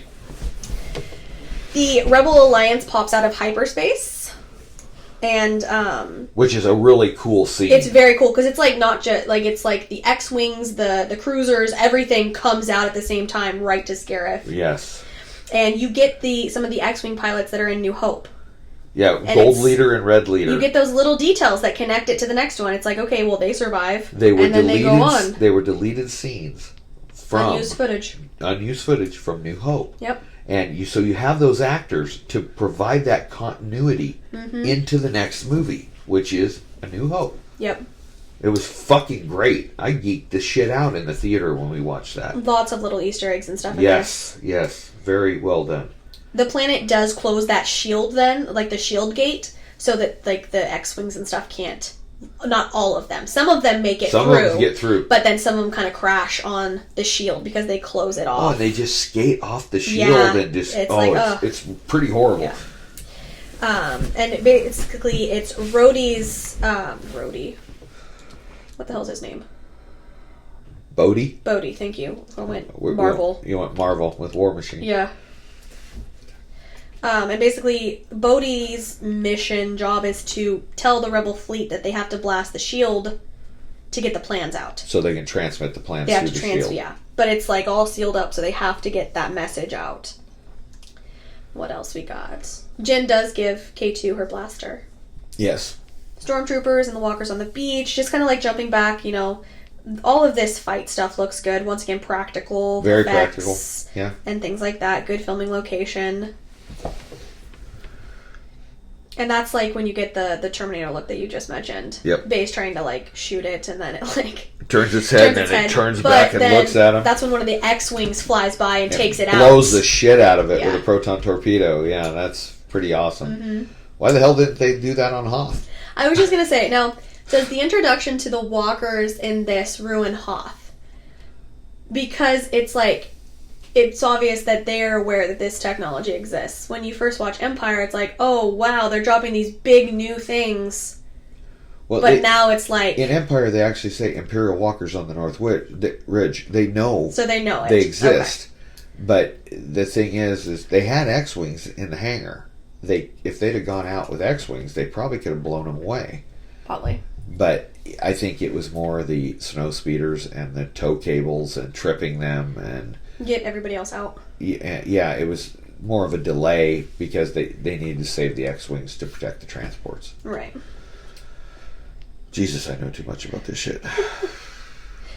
So you got space fight, planet fights, Rebels versus Empire dudes, various spots and locations and explosions. Just a lot of jumping back and forth to different types of war shots. Yes.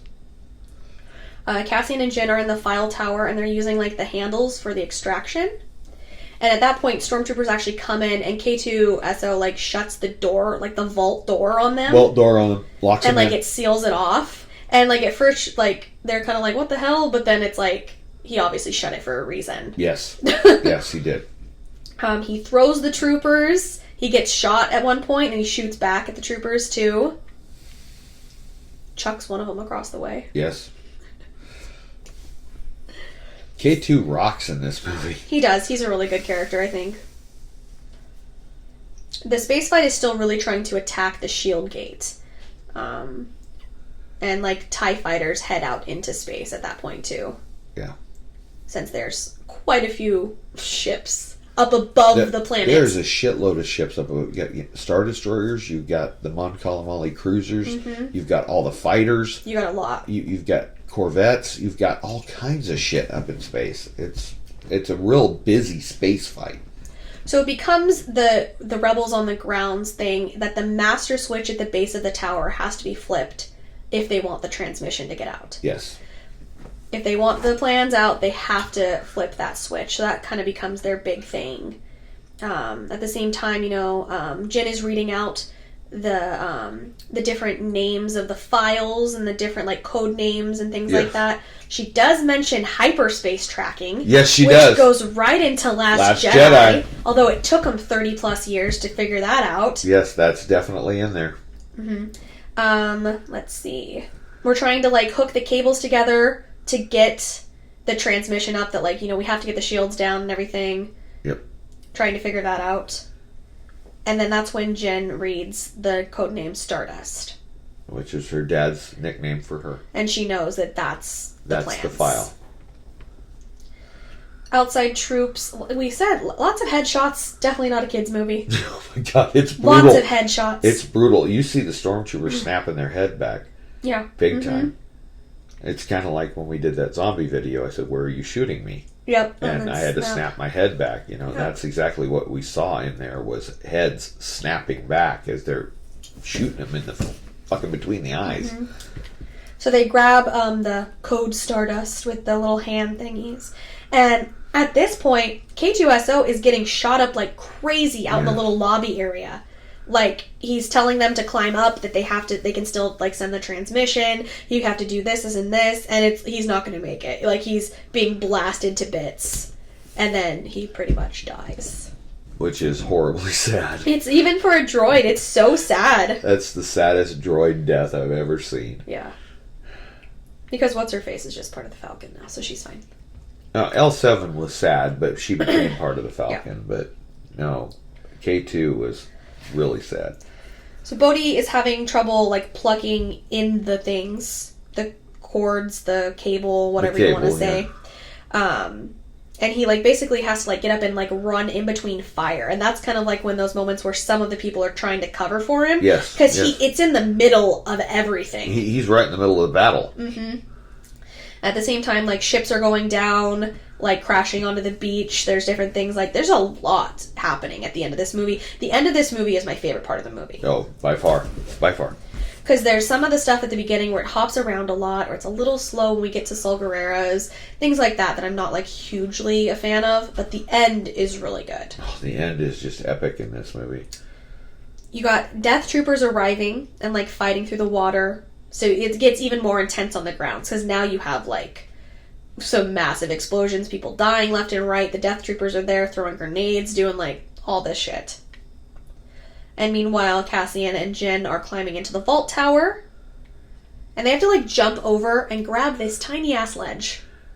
I would die. I would die. There's no way I could jump and grab that itty-bitty little ledge. These people are in great shape. Yeah.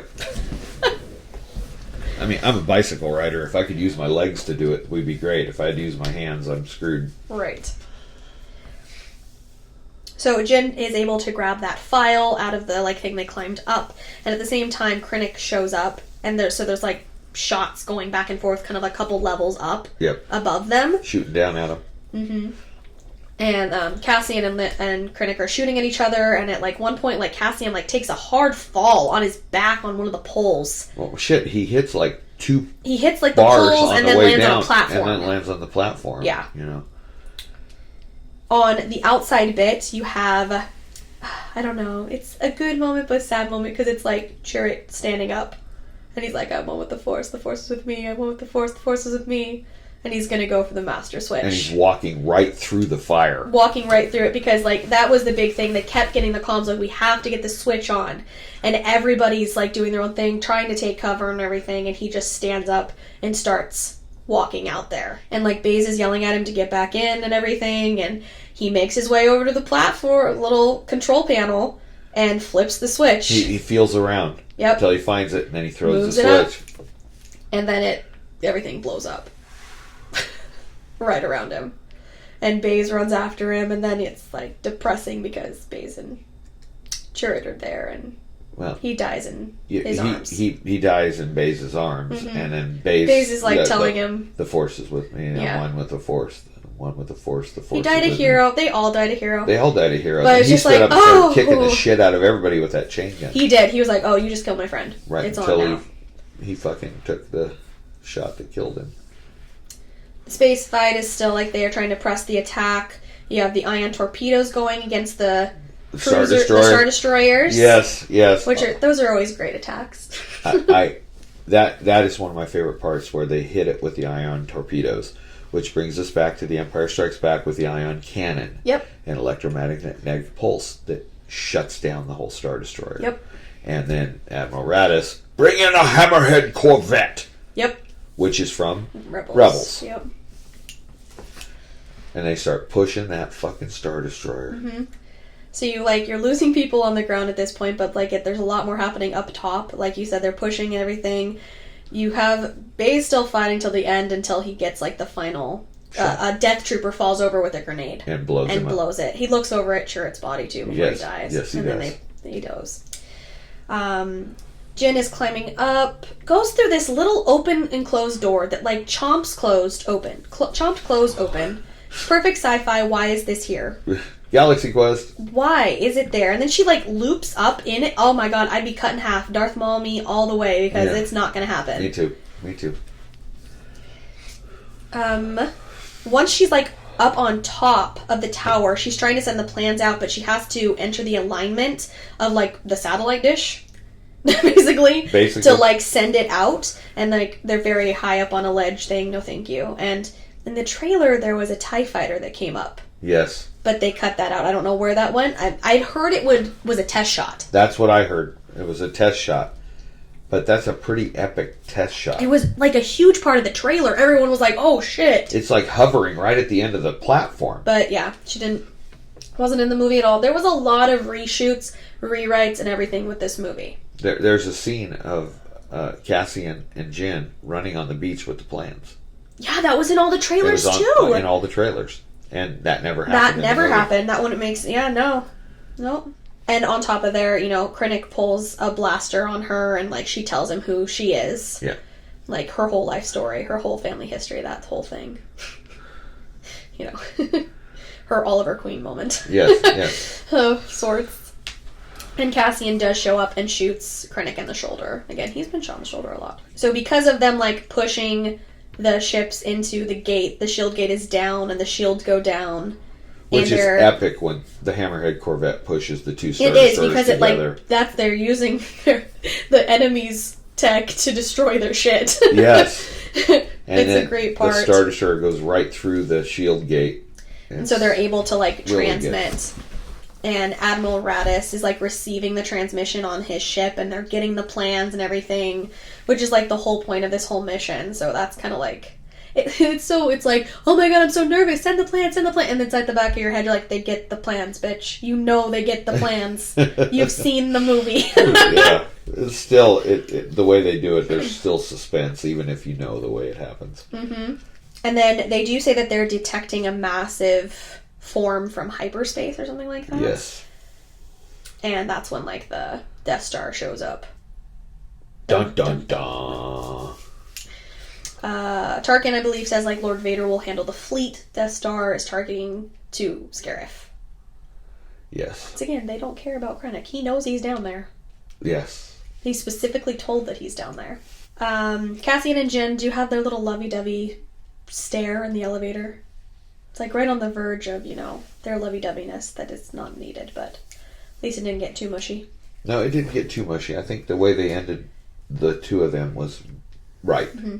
And, that's on the top of the tower, I had said, when Krennic sees the Death Star coming to the planet, he knows exactly what's going to happen. Yes, he does. He's just that is what I've been working on for years, and I'm going to die. Exactly. He's done. They're going to blow it. Let's see. The Rebel fleet's, preparing to jump to hyperspace. They got the shit they need. And it's just Cassian and Jin on the beach waiting for the Death Star blow to reach them because they've seen it. It's hit off in the distance. In the ocean. And it's coming. The blast wave is coming. The blast wave is coming. Yeah, There's nothing for them to do whatsoever. And I like the way that when they're hugging each other, that Cassian looks away. Yeah. And Jin stares right into it. She stares. It's very, good for the different characters. Yes. Yeah. I mean, I don't know if I'd want to watch it. I don't know would I want to watch it or would I close my eyes. It shows, both sides. Yeah. Which is really good. And then it's just they're gone. Done. And that's pretty much the Rogue crew kaput. Everybody from Rogue One is dead. Yeah. Because doesn't, I might have missed it, but doesn't Bodhi, the ship explodes.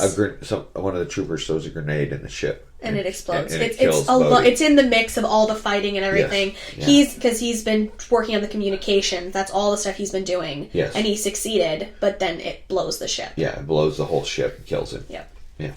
So basically, Vader is taking a shuttle to the Rebel flagship that has been, like, disabled. Admiral Radiss's ship. Mm-hmm. And you get all the dudes. I mean, are they, like, technically, like, Alderaanian guys running around with those helmets? I've always considered them rebel soldiers. Okay, could be. Because they were in A New Hope at the beginning. They could be Alderaanian. I don't know.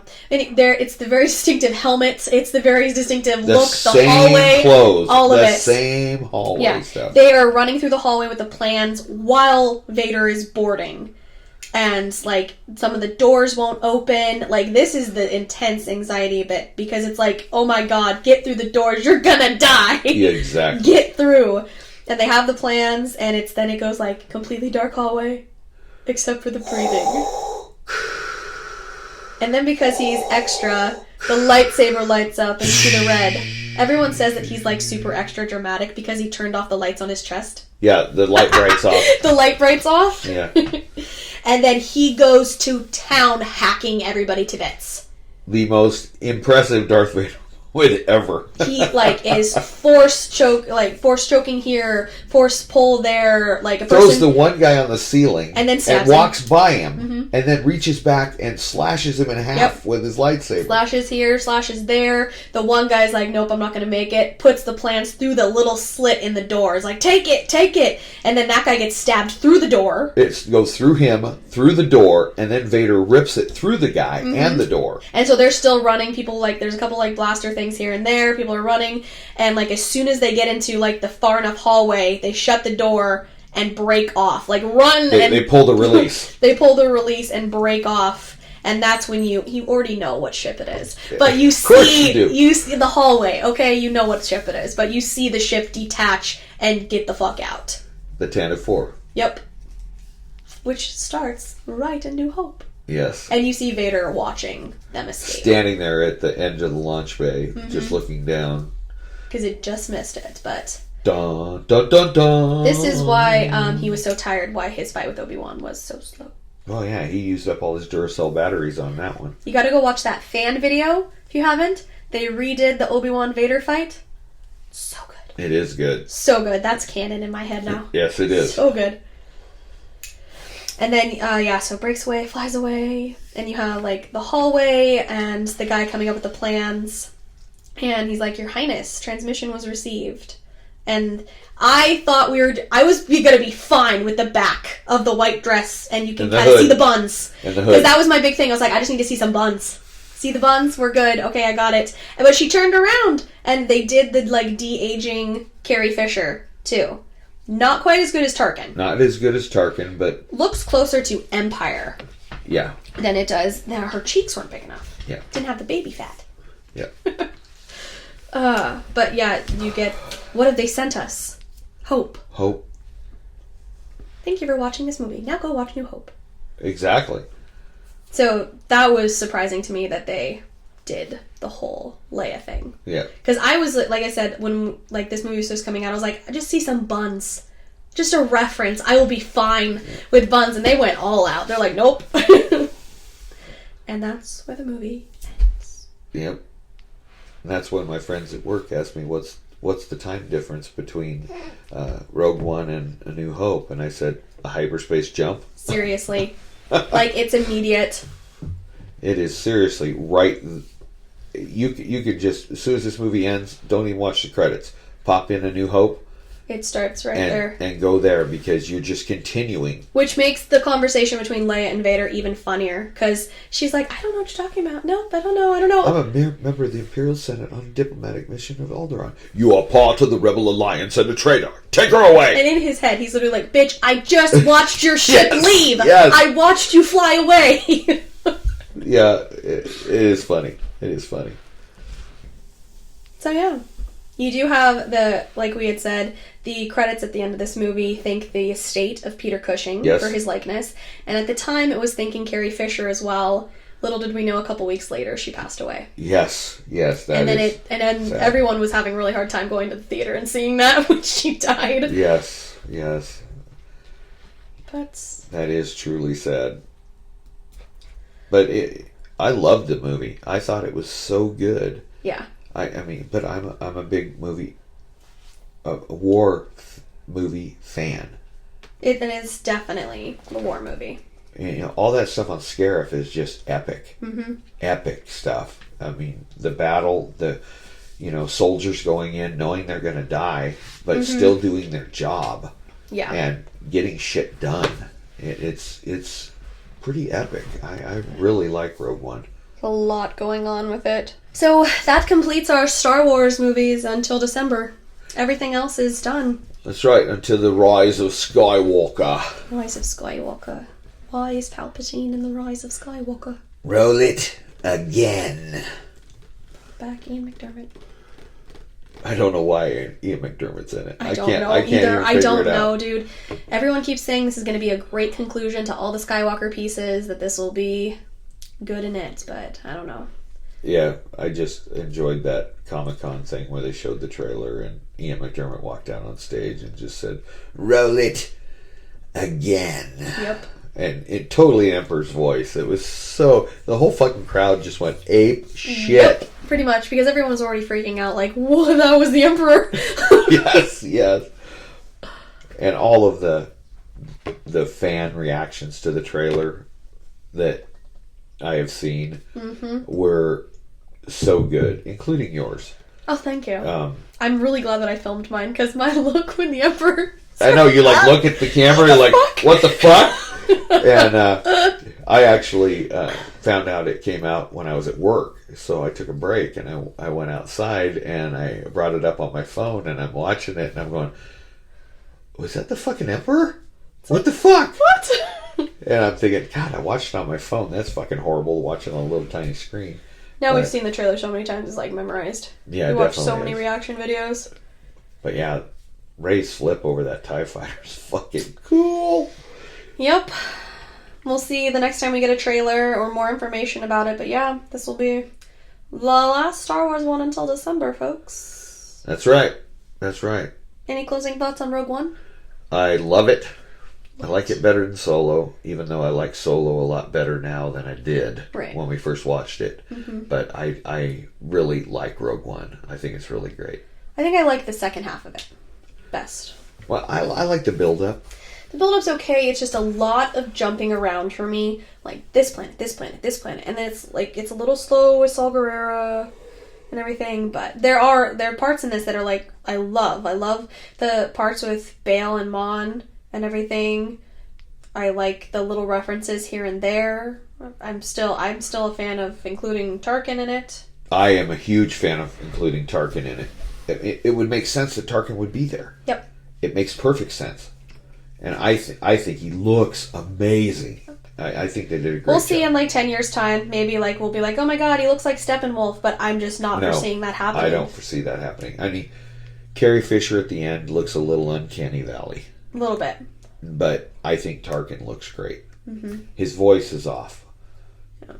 But I have much more sensitive ears than eyes. I'm better with voices than I am with visuals, so... Right. He looks great, but his voice is a little bit off. But it's good enough. Yep. Yeah, I mean, it fills the part in the movie great. It makes perfect sense that he's there, because he was on the Death Star, in a half hour. Yeah, seriously. Alright, guys. Well, I guess that concludes our episode about Rogue One. Thank you for listening. And we will see you in the next episode. Later.